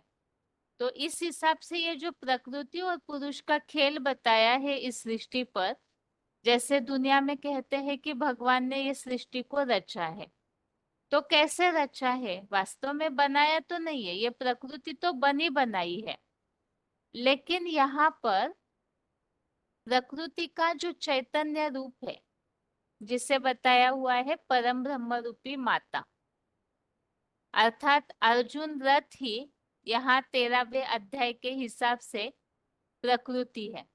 जो शुरू में ही हमने 19वें श्लोक नंबर 19 में इस बात को समझा है कि अर्जुन का जो रथ है वो अपरा मतलब नीचे भाव वाली प्रकृति और आत्मा जो है वो परा प्रकृति अर्थात परे ते परे ऊंची स्टेज में रहने वाली प्रकृति है। यहाँ सबसे पहले तो श्लोक में 23वां जो श्लोक है उसका जो सिंपल अर्थ है, जैसे भक्ति मार्गीय गीता पढ़ने वालों के लिए समझाने के लिए यहाँ ये बात खास कि पुरुष और प्रकृति को उसके गुणों के साथ जो जान लेता है, क्योंकि प्रकृति के गुणों में आसक्त होने के कारण सतृष्टम अर्थात ये जो शरीर है ये जैसे प्रकृति में परिवर्तन होता है वैसे इस शरीर पर भी वो 3 गुणों का असर होता है, लेकिन आत्मा लगातार प्रकृति से अटैच है, मतलब आत्मा शरीर का आधार लेकर कार्य करती है, तो शरीर के प्रति हर एक मनुष्य को लगाव रहता ही है। कोई भी मरते समय शरीर तो छोड़ना नहीं चाहता, मतलब प्रकृति के 3 गुणों के कारण इस प्रकृति से मनुष्य को आसक्ति अटैचमेंट होती है, अर्थात मूल तो पहले अपने शरीर से, और इसी के कारण से फिर शरीर के प्रति जो आसक्ति है तो उसकी पूर्ति के लिए मनुष्य कर्मों में कई बार अति के पाप भी कर देता है। तो इसी के कारण मनुष्य आत्माएं जो है वो जन्म मरण के चक्र में आती है। जो हिसाब उन्होंने बांधा है अपने शरीर के सुख के लिए, तो उस हिसाब को चुकता करने के लिए फिर उन्हें अगले जन्म लेने पड़ते हैं। तो इसका मतलब जन्म का कारण हो गया शरीर से या प्रकृति से अटैचमेंट। तो इसके कारण फिर दुखी दुनिया में भी आते रहते हैं, क्योंकि प्रकृति तो 3 गुणों से प्रसारित होने वाली है, तो सत्व से फिर तमो बन जाती है। इसीलिए ही जैसे इस श्लोक में 21वें श्लोक में बताया सत असत योनियों में जन्म का कारण है प्रकृति के गुणों से आसक्ति। अब इसी से तुलना करके इस 23वें श्लोक में श्लोक नंबर 23 में इस बात को बताया है कि इस बात को जो जानता है कि प्रकृति के गुणों में आसक्ति के कारण ही जन्म मृत्यु होते रहते हैं, अनेक जन्मों में आत्मा चक्र में आती है, जो इस बात को जानेगा कि प्रकृति के 3 गुण क्या है, उसकी गहराई क्या है, तो फिर और आत्मा का महत्व समझेगा कि आत्मा मूल रूप में निर्विकारी है। ऐसे जो गुणों सहित जान लेता है वो फिर आत्मिक स्थिति का ही आचरण करेगा, इस शरीर के प्रति ज्यादा आसक्ति अटैचमेंट में नहीं आएगा। तो ऐसी आत्मिक स्थिति की प्रैक्टिस करने वाला फिर इस दुखी संसार में जन्म नहीं लेता है। तो सतयुग त्रेता युग में तो देहभान नहीं रहता है, आत्मा शरीर में ही रहती है, लेकिन शरीर के प्रति देहभान या आसक्ति न होने के कारण फिर दुख नहीं भासता है वहां पर। तो इसीलिए यहाँ मूल बात बाबा ये समझाना चाहते हैं, जैसे मुरलियों में बताया गया है अपन को आत्मा समझो, ऐसी कोई मुरली नहीं होगी जिसमें बाबा आत्मा समझने के लिए न बोलते हो। तो यहाँ भगवत गीता में भी अर्जुन को भगवान वही पाठ पढ़ा रहे, क्योंकि संगम युग में गीता का ही तो क्लैरिफिकेशन शिव बाबा दे रहे हैं। इसीलिए यहाँ भी इसी बात को समझाया जा रहा है कि अपने को आत्मा समझेंगे तो इस कलयुगी दुनिया से मुक्ति मिलेगी। और क्लैरिफिकेशन वाला जो इस श्लोक का अर्थ है, इसमें ये बात बताई कि ये जैसे विनाश होता है तो उस समय नई सृष्टि की शुरुआत कहाँ से होती है। तो 9वें अध्याय के 4थे श्लोक में हमने समझा है प्रकृति मतलब अव्यक्त मूर्ति के द्वारा ये सारा जगत विस्तृत होता है। वो अव्यक्त मूर्ति अर्थात ही शिव समान जो स्टेज बना लेता है अर्जुन या महादेव, तो वो अव्यक्त मूर्ति से यह संसार शुरू होता है। इसी बात को 13वें अध्याय में भी बताया जा रहा है कि ये जो अर्जुन रथ है वही वास्तव में परम ब्रह्म रूपी माता अर्थात प्रकृति है, और वो अनादि है अर्थात विनाश काल में भी महामृत्यु के समय भी उनको काल छू नहीं सकता, उनको कोई देख नहीं सकता है काल के गाल में जाते हुए। तो उन्हीं के द्वारा नई सृष्टि की शुरुआत होती है, अर्थात इस नए प्रकृति के सृजन का कार्य उनके द्वारा होता है। तो वही मूल प्रकृति और आत्मा पुरुष है। अब यहाँ पर 22वें श्लोक के हिसाब से बताया गया है कि शिव ज्योति जो है उस अर्जुन रथ में परम पुरुष का कार्य करती है। अर्जुन रथ प्रकृति और परम पुरुष के रूप में परम पिता शिव। तो यहाँ पर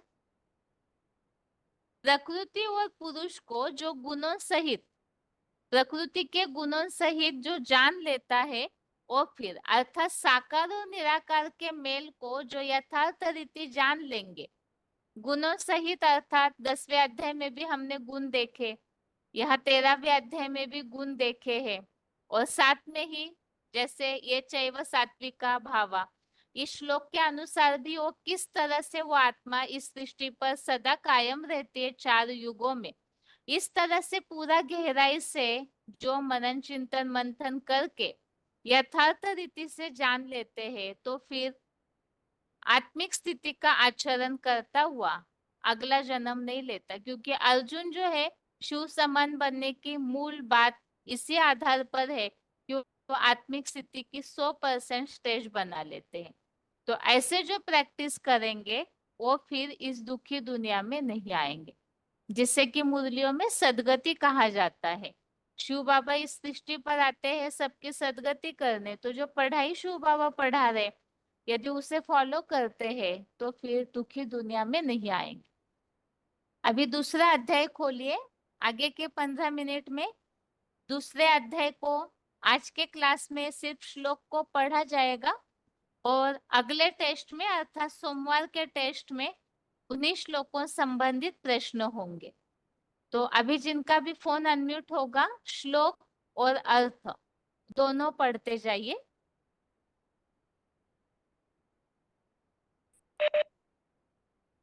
पढ़िए माता जी दूसरे अध्याय का पहले श्लोक से। हाँ जी, दूसरे अध्याय का वो सांख्य योग नामक अध्याय। तम त्वया कृपयाभिष्टम् अश्रुपूर्णा कुलक्षेणं विषीदन्तम् इदं वाक्यम् उवाच मधुसूदन। मधु जैसे मीठे काम के हंता शिव बाबा ने इस प्रकार संबंधियों के मुंह में करुणा से भरे अश्रुपूर्ण व्याकुल नेत्र से विषाद युक्त हुए उस अर्जुन को ये वचन बोले। भगवान उवाच कृतसत्वा कौलसम इदम विषमे समुपस्थितम अनार्य दुष्टम असर्गम अकीर्तिकरम अर्जुन। हे अर्जुन, असमय में अनार्य सेवित स्वर्ग में न रहने वाले ये सामाजिक अपकीर्तिकारक मलिनता क्षत्रिय होते हुए भी तुझे कहाँ से आ गई। क्लैवं मां स्म गम पार्थ नैतो यवति पत्ययि उपपद्यते क्षुद्रम हृदय दौर्बल्यम त्यक्त्वा उत्तिष्ठ परन्तप। करता है, हे पृथ्वीराज नपुंसक मत बनो, ये तुम्हारे कुल में प्रशंसा के योग्य नहीं। हे शत्रुतापी क्षुद्र हृदय की आकस्मिक दुर्बलता छोड़कर उठो। अर्जुन उवाच कथम भीष्मम् अहम सांख्ये द्रोणं च मधुसूदन ईशुभिः प्रतियोत्सामी पुजारी और ईशु दोनों। इसका अर्थ है ये मधु जैसे मिठास भरे काम के हर्ता भीष्म जैसे बाबा और महान प्राचार्यों द्रोण के प्रति धर्म युद्ध में ज्ञान बाण से कटाक्ष पूर्वक अपमान से कैसे युद्ध करूंगा। हे कामारी मर्दन, वे मुझे बचपन से ही बहुत प्यार देते आ रहे हैं, सम्मानीय और पूजनीय है। ठीक है माता जी, आप रुकिएगा, आप रुकिएगा। बाकी दोबारा श्लोक पढ़ के बताएंगे, तब आप अपनी गलती को चेक कीजिएगा। थोड़ा सा उच्चारण में कहीं कहीं प्रॉब्लम है। मैं समझ गई। हाँ, आगे पढ़िए माता जी। हाँ, ओम शांति दीदी। 29-047 विश्राम ब्रह्मत्वन। हाँ। 2 का 5 है। गुरु नहात्वा हि महानुभावान् श्रेयो भक्तु वेक्ष्यापि अहम लोके हत्वार्थ कामान् तु गुरु निहते बुद्धि भगवान रुधिर जद्दीधान। इसका अर्थ है महानुभाव गुरुओं को उनके धर्म में अनिश्रेय की मौत मरने की अपेक्षा इस लोक में भीख मांगकर खाना भी अच्छा है, क्योंकि मान मर्तबा के धनेच्छुक गुरुओं को साधारण युक्त जीवन शैली में मार्ग को यहाँ विकल्पों के खून से सने आत्मगलाने से भरे हुए इन भोगों को ही भोगूंगा। 2 का 6 है।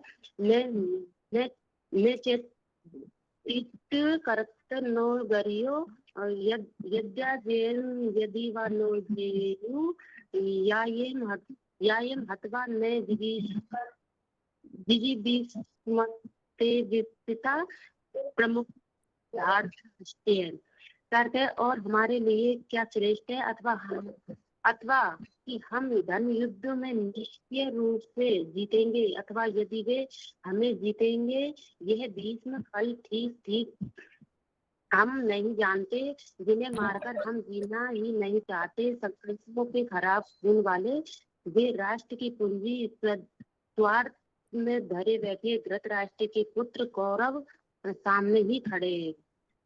2 का 7 है।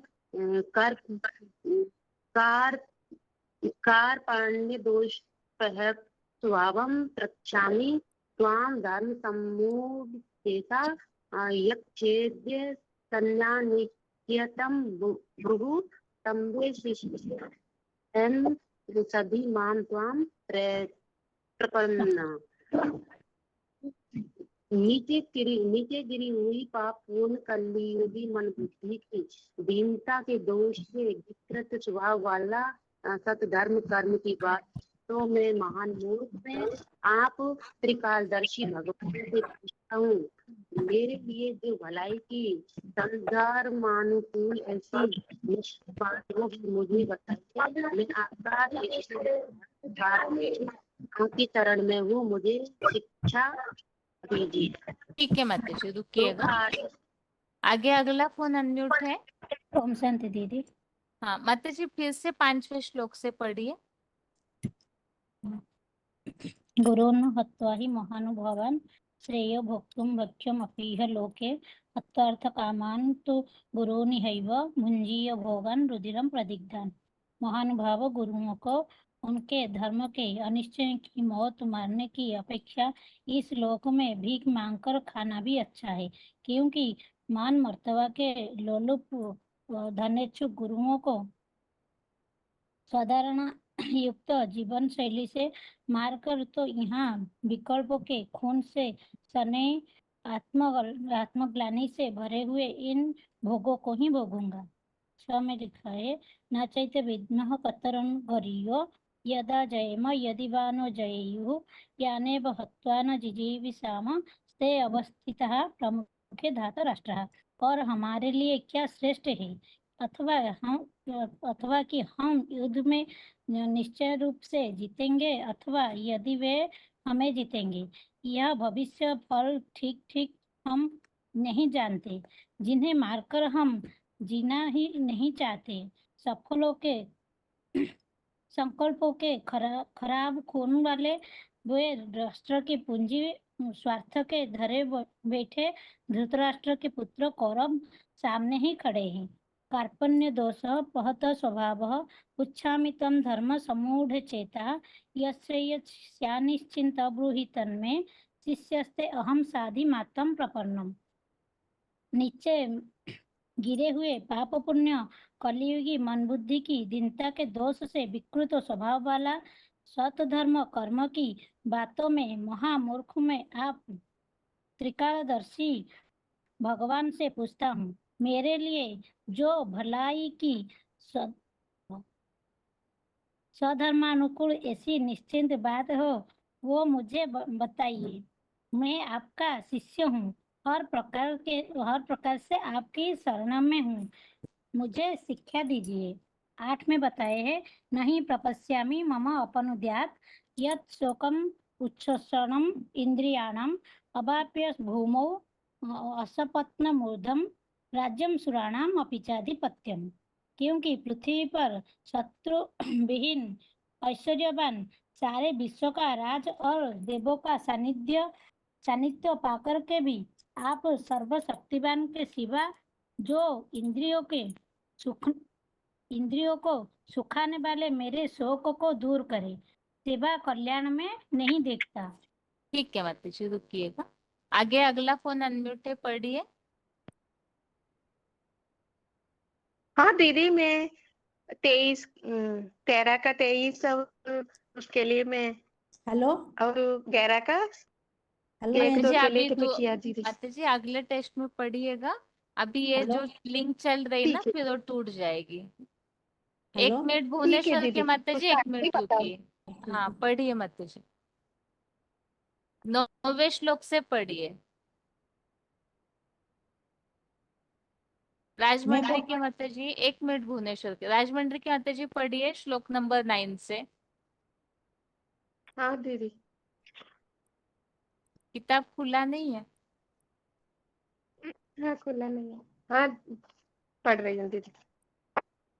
एवं मुक्ता ऋषिकेशं गुडाकेश परं तपः न योत्वा इति गोविन्दम् उक्त्वा तृष्णे भाभुवयः। तमुवाच ऋषिकेश प्रहसन्निव भारत सेनयोरुभयोर्मध्ये विषीदं निदं वच अशोच्य नव्यशोचत्यं प्रज्ञावादाञ्च भाषसे गतासूञ्च नानुशोचन्ति पंडितः।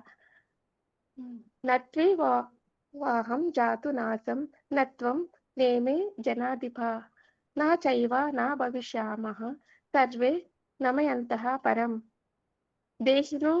देहिनोऽस्मिन् यदा देहे कौमारं यवनं जरा तदा देहान्तर प्राप्तिं धीरस्तत्र न मूषिति। मात्रा स्पर्शस्तु कौन्तेय शीतोष्ण सुखदुःखदः आगमापायनो नित्यः तांसि तिक्षस्व भारत। और यं हि न व्यदयन्तेत्य पुरुषं पुरुषर्षभ समदुःख सुखं धीरं तो मृतत्वाय कल्पते। ठीक है वासतो माता जी, विद्यते नासतो विद्यते भावो न भावो विद्यते सतः उभयोरपि दृष्टान्त त्वनयो तथा दर्शभिः। ठीक है माता जी, दीदी रुकिएगा। आज आगे पढ़िए आज भुवनेश्वर के माता जी। अंत बनते इम देहा नित्य माता यथा जी 1 मिनट, 9वें श्लोक से पढ़िए अर्थ सहित। 90 से 9 से हाँ। संजय उवाच एवं मुक्ता ऋषिकेशं गुडाकेश परन्तप न यस्य इति गोविन्द मुक्ता तूनि बभूव ह शत्रुताप इंद्रजी अर्जुन हम होतु एटा क्या है बहन जी हुमन ह्यूमन विच्छय बच्चियों के प्रकृति हाँ वेत्ता। हाँ हुमन बच्चियों के प्रकृति बेता जितेंद्र गोविंद से ऐसा स्पष्ट कह कर कि मैं सम्मानीय गुरुजन से धर्म निर्भयक युद्ध नहीं करूंगा। इतना सीधे कहकर अभी अभी दुख और संशय होता कि सीख को मान को भी ना करके चुप हो गया। तापरे तपु बाचो ऋषिकेश मोह सा त्रिव भारत प्रहसन्निव भारत ग्रह शनिव भारत प्रहसन्निव प्रहसन्निव भारत सेनयरु भय मर्य विषिदन्तं इदं वच। हे भरतवंशी राजा, यादव सेना सहित कौरव और पांडव दोनों सेनाओं के बीच में शोकाकुल उस भीड़ भरे महल में मायूस हुए अर्जुन से इंद्रजीत जगजीत शिवाबा स्वतंत्र हुए कि समान उसका उमंग उत्साह बढ़ाने लिए यह वचन कहने लगे। 11 भगवान उवाच अस्वस्थान बसच त्वं प्रज्ञावादाश्च भावसे गता सुनश्च नानु शोचन्ति पंडिता। हे अशोचनीय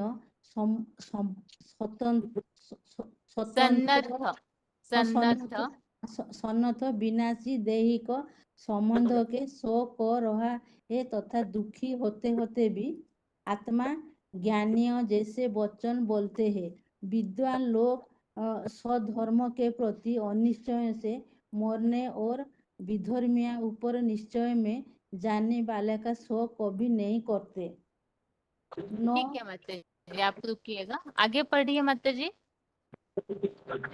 22,265 पढ़िए माता जी। हाँ दीदी, ओम सती न तन्विवाहम जातु नासम न तुमम नेमे जनाधिपा न चैवं न भविष्यामं सर्वे वयमतम परम।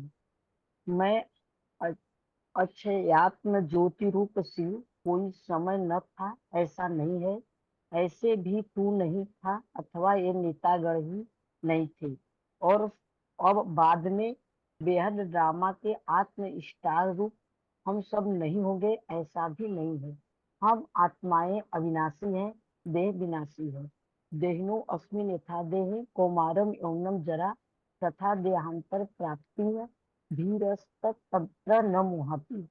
जैसे आत्मा के इस देह में उत्तरोत्तर सतरज तम वाली कुमार युवावस्था और बुढ़ापा है, वैसे ही चतुर्युगी में क्षीण बल वीर्य के दूसरे दूसरे शरीरों की प्राप्ति होती है। सच्ची गीता ज्ञान के आत्मस्थ धैर्यवान ब्रह्मावस्थ कभी भी उस विषय में मोह नहीं करते। मात्रा स्पर्शा तौकुंते शीतोष्ण सुख दुखदा आगमा पाइनो अनित्यो नित्या तान तितिक्षतौ भारत। हे कुंती पुत्र, कर्म इंद्रियों के विषय को घड़ी घड़ी परिवर्तनशील, सर्दी गर्मी सुख दुख दाता है, आने जाने वाले है, अधोगामी स्वर्गीय सुखों की भेंट में भी अनित्य है। हे भरतवंशी, उनको तू अपनी किसी भी तिकड़म बिना सहन कर।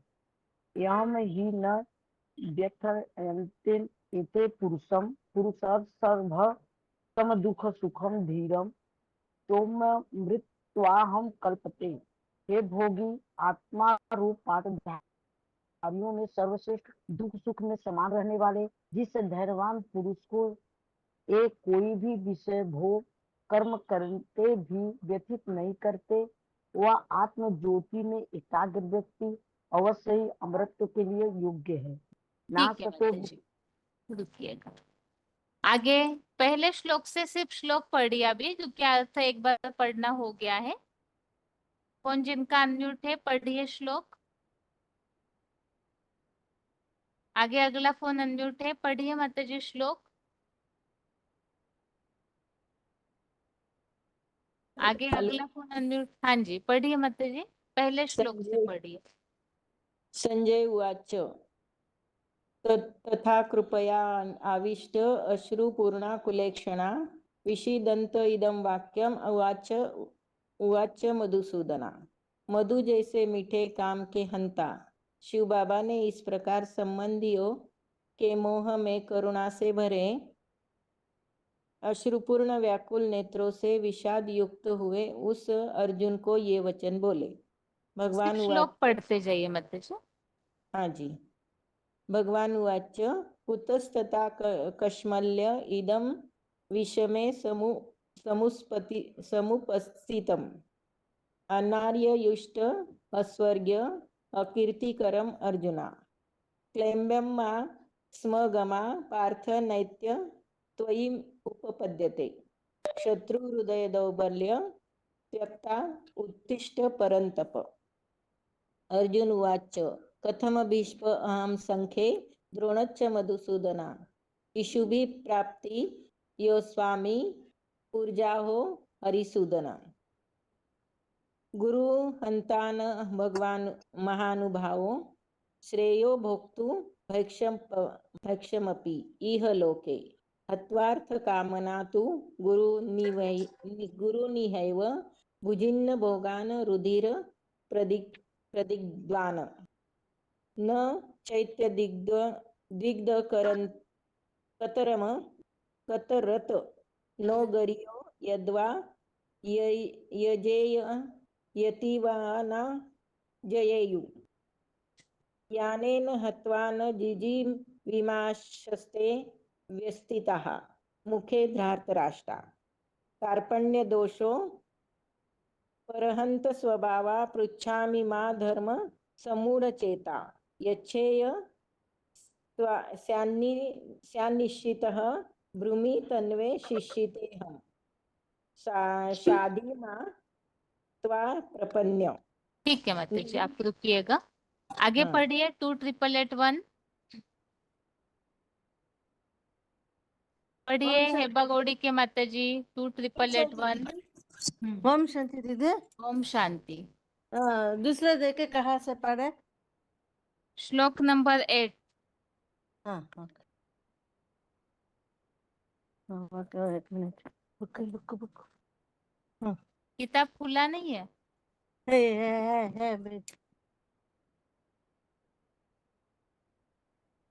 लेटे रखो। हाँ, दूसरा श्लोक से 8। हाँ,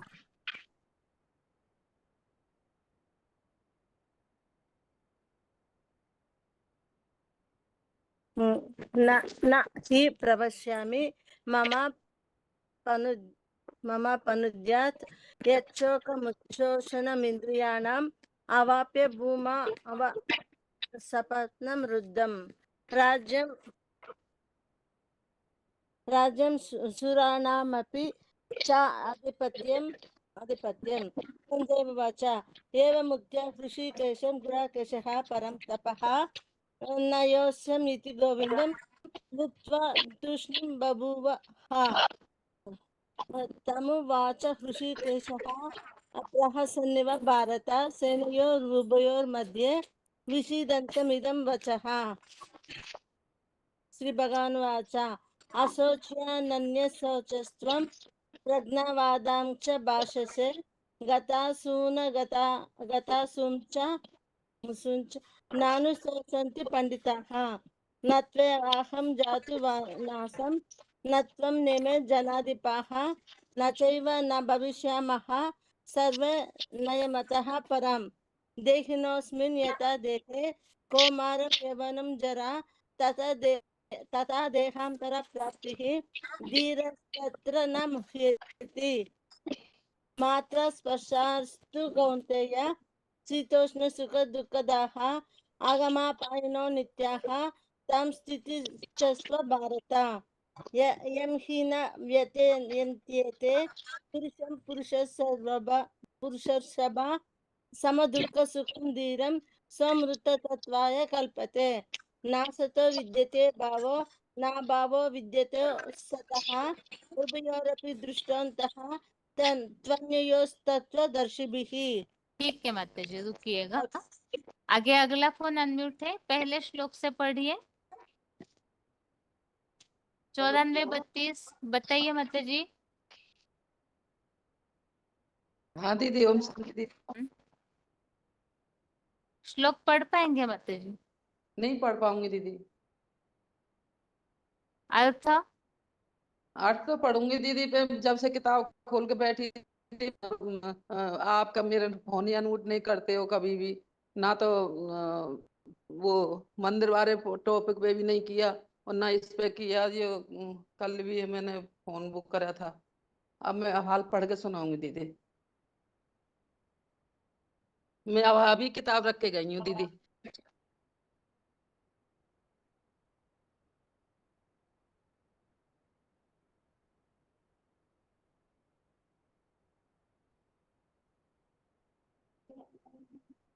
ओम शांति। ओम शांति। हाँ दीदी, जब तक और सुनो दीदी, अब हाल सुना रही हूँ दीदी। रोल नंबर बताइए माता जी। ओम शांति। ओम शांति सुन लिया, रोल नंबर बताइए अपना। ओम शांति मेरा नंबर है 2340। पढ़िए माता जी, पहले श्लोक से पढ़िए। तम तथा कृपया अविसर्वम अच्युतुर्ना सुलक्षणम ऋषि दंत इदम वाक्यम वाक्य मधुसूदन उद्धत्वा एकत्रम इदम ईशमे समुपस्थितम हरे दुष्टम अत्वज्ञम आकीर्षि अर्जुन ले बेम मात्म दमः पात्र नैत नैतत्यायी उपद्यते शुद्रम हृदय दौर्बल्यम एकत्वा उत्तिष्ठ परन्तप कथं भीष्म अहं संज्ञे द्रोणं च मधुसूदन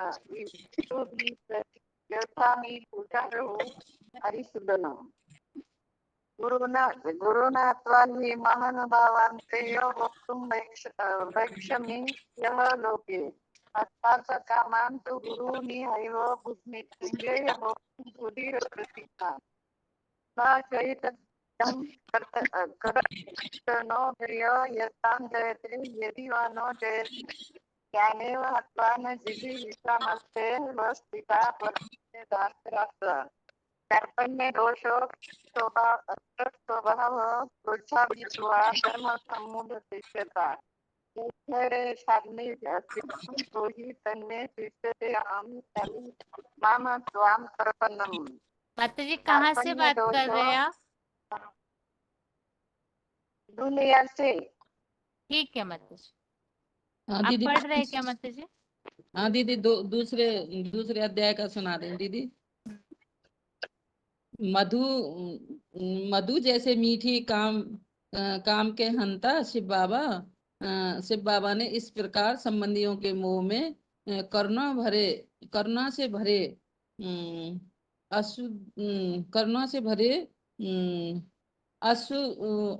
असुरपूर्ण व्याकुल नेत्रों से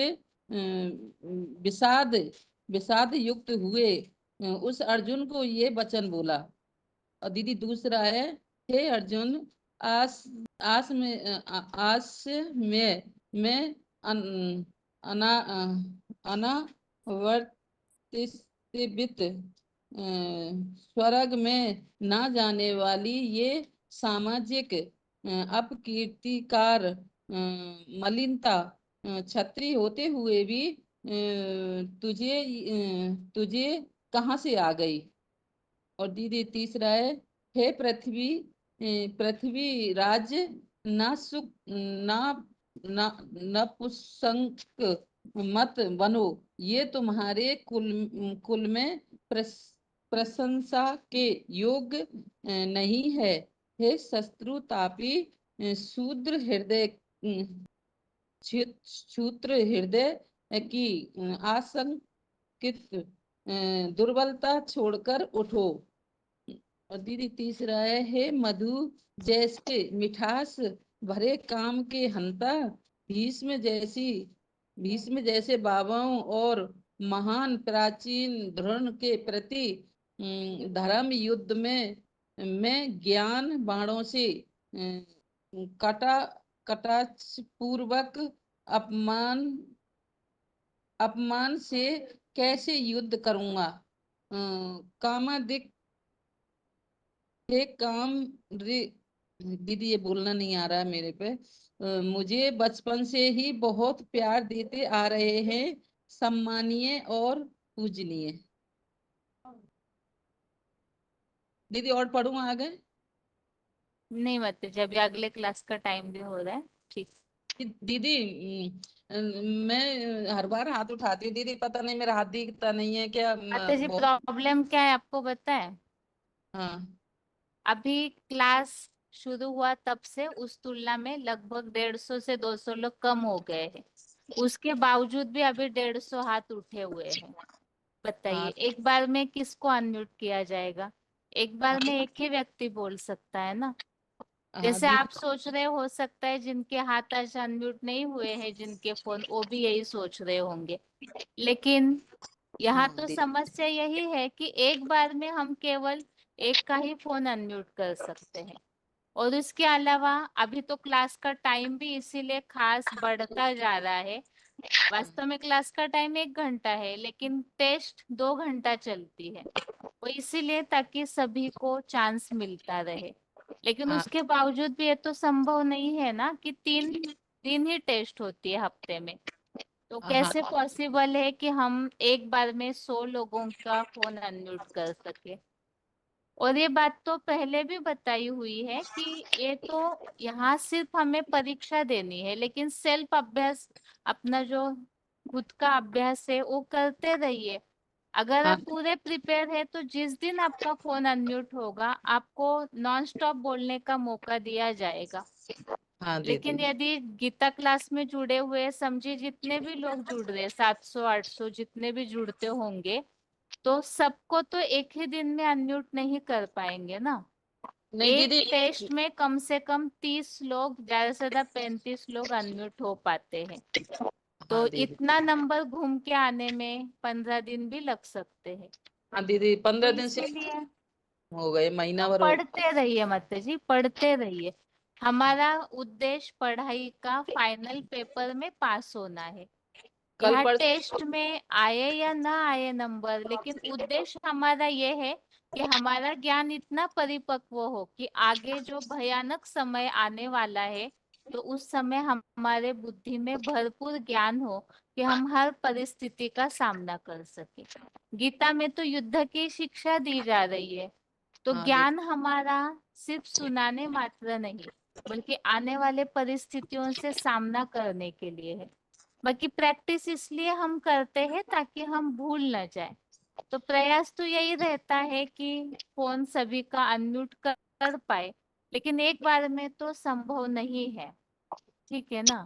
हाँ तो दीदी। इसीलिए पढ़ते रहिए माता जी। आप ऐसे सोचेंगे तो कैसे चलेगा? जहां तक हम जानते हैं अभी ऐसी क्लास में जुड़ी हुई इतनी माताएं जिनके नाम दिखने में आ रहे हैं, जिनका 6 महीना में एक ही बार फोन अनम्यूट हुआ होगा। लेकिन हाँ उनका जब भी फोन अनम्यूट होता है वो कभी कोई शिकायत नहीं करते हैं। जितनी देर उनको चांस दिया जाता है बड़े शांति से उत्तर देके वो अपना पढ़ते रहते हैं। हाँ तो दीदी। नहीं। इसीलिए मन में भाव ये नहीं है कि हम किसी का फोन अनम्यूट न करें। सभी को चांस मिले, सभी को अच्छे से पढ़ना आए, यही उद्देश्य है। लेकिन पॉसिबल नहीं हो पाता ना, इसीलिए मधुबनों में सिस्टम बना के रखा हुआ है। लेकिन मधुबनों में ऐसे होता है कि वहां भी माताएं जिस तरह इकट्ठा होके पढ़ना चाहिए वो नहीं हो पाता है। हाँ बाकी दीदी। प्रयास तो रहता है हमारा कि हम सभी का फोन अनम्यूट करें। दीदी एक लेकिन बात। नहीं संभव है ना ये बात एक साथ करना सभी को।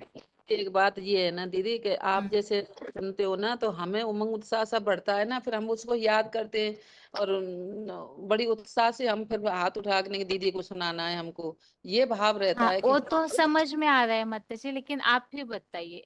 आप अगर टेस्ट ले रहे समझिए तो आप क्या करेंगे?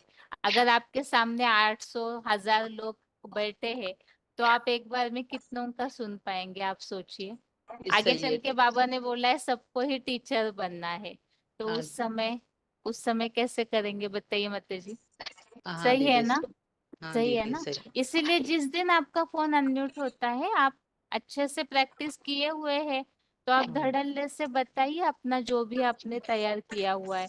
या जैसे कई माताएं फोन अनम्यूट होते ही बताती है हमने इस विषय पर तैयारी की है, तो लास्ट में समय बचता है तो उनका दोबारा अनम्यूट करके उनको चांस दिया जाता है बोलने का। हाँ ठीक है ना? दीदी, मैं लिख नहीं पाती ना, इसलिए मेरे को उतने ही याद आपके होता है जैसे उतने। तो बहुत माता है, आप देखते हैं माता जी जो तेलुगु की माताएं है, देखिए उनको तो हिंदी भी नहीं आता। आप तो फिर भी हिंदी पढ़ रहे, बोलना भी नहीं आता है, लेकिन फिर भी उमंग से जितना उनको दिया जाता है समय श्लोक पढ़ते हैं ना आराम से। तो हाँ बाबा तो दीदी, यहाँ पढ़ाई लिखाई देखते नहीं है, और इस बात की निगेटिविटी तो हमने मन में रखनी भी नहीं है कि हमें पढ़ना नहीं आता है। यज्ञ में हाँ ऐसे दीदी, कई है जिन्होंने स्कूल का चेहरा भी नहीं देखा हुआ है, लेकिन फिर भी आज वो बहुत अच्छे से अपनी जिम्मेवारियां संभालते हैं। तो बाबा पढ़ाई नहीं देखते, बाबा भावना देखते हैं ना। तो देखते हैं दीदी, इसीलिए सही। भावना से करिए माता जी। और हमारा उद्देश्य तो बाहर फील्ड में सेवा करना है। आप जो भी श्लोक सीखते हैं, जो भी पढ़ रहे हैं, तो आप जिस एरिया के हैं आप वहाँ जाइए, बाहर वीआईपीज की सेवा कीजिए, स्कूलों में जाके सेवा कीजिए, फिर देखिए आपका उमंग। नयों को ज्ञान दान देंगे तो और डबल दुआएं भी मिलती रहेगी। आप हाँ जितनी तैयारी करती है उतना जाकर के आप अपने गांव के स्कूलों में, मंदिरों में, बहुत सारे ऐसे सरपंच होते हैं, पंचायतें होती है, कितनी सारी जगह है जहाँ पे संदेश नहीं मिला हुआ है, तो वहाँ इकट्ठा होकर के माताओं को, भाइयों को जाना चाहिए, जिससे कि सेवा का विस्तार होता रहे। तो बाबा और भी बाबा से दुआएं मिलती रहेगी। उमंग उत्साह बढ़ाने के लिए तो कितने सारे चांस दिए हुए हैं ना बाबा ने। हाँ दीदी, ठीक है ना माता जी? बाकी हाँ प्रयास तो हम करते ही है अनम्यूट करने का, बुद्धि में रहता है, रोल नंबर इसलिए नोट किए जाते हैं, सोच रही लेकिन दीदी, मैं जब बैठी थी किताब खोल के, नहीं फिर नई नंबर आया तो इस लोग पर सुनने लगे ना आप, इसलिए मैं खाना बनाने चली गई फिर। अभी देखिए जैसे श्लोक दूसरा अध्याय बोलते ही इतने सारे हाथ उठे कि अभी भी हाथ उठते जा रहे हैं। तो वो दीदी, तो इसी अपेक्षा से हाथ उठा रहे हैं ना कि हमारा अभी अनम्यूट होगा, अनम्यूट होगा, लेकिन नहीं हो पाता है ना एक साथ ऐसे करना। दीदी, ठीक है मतलब। हाँ दीदी, ओम शांति दीदी। अभी आज के लिए गीता क्लास यहाँ ही पूरा कर रहे हैं। ओम शांति।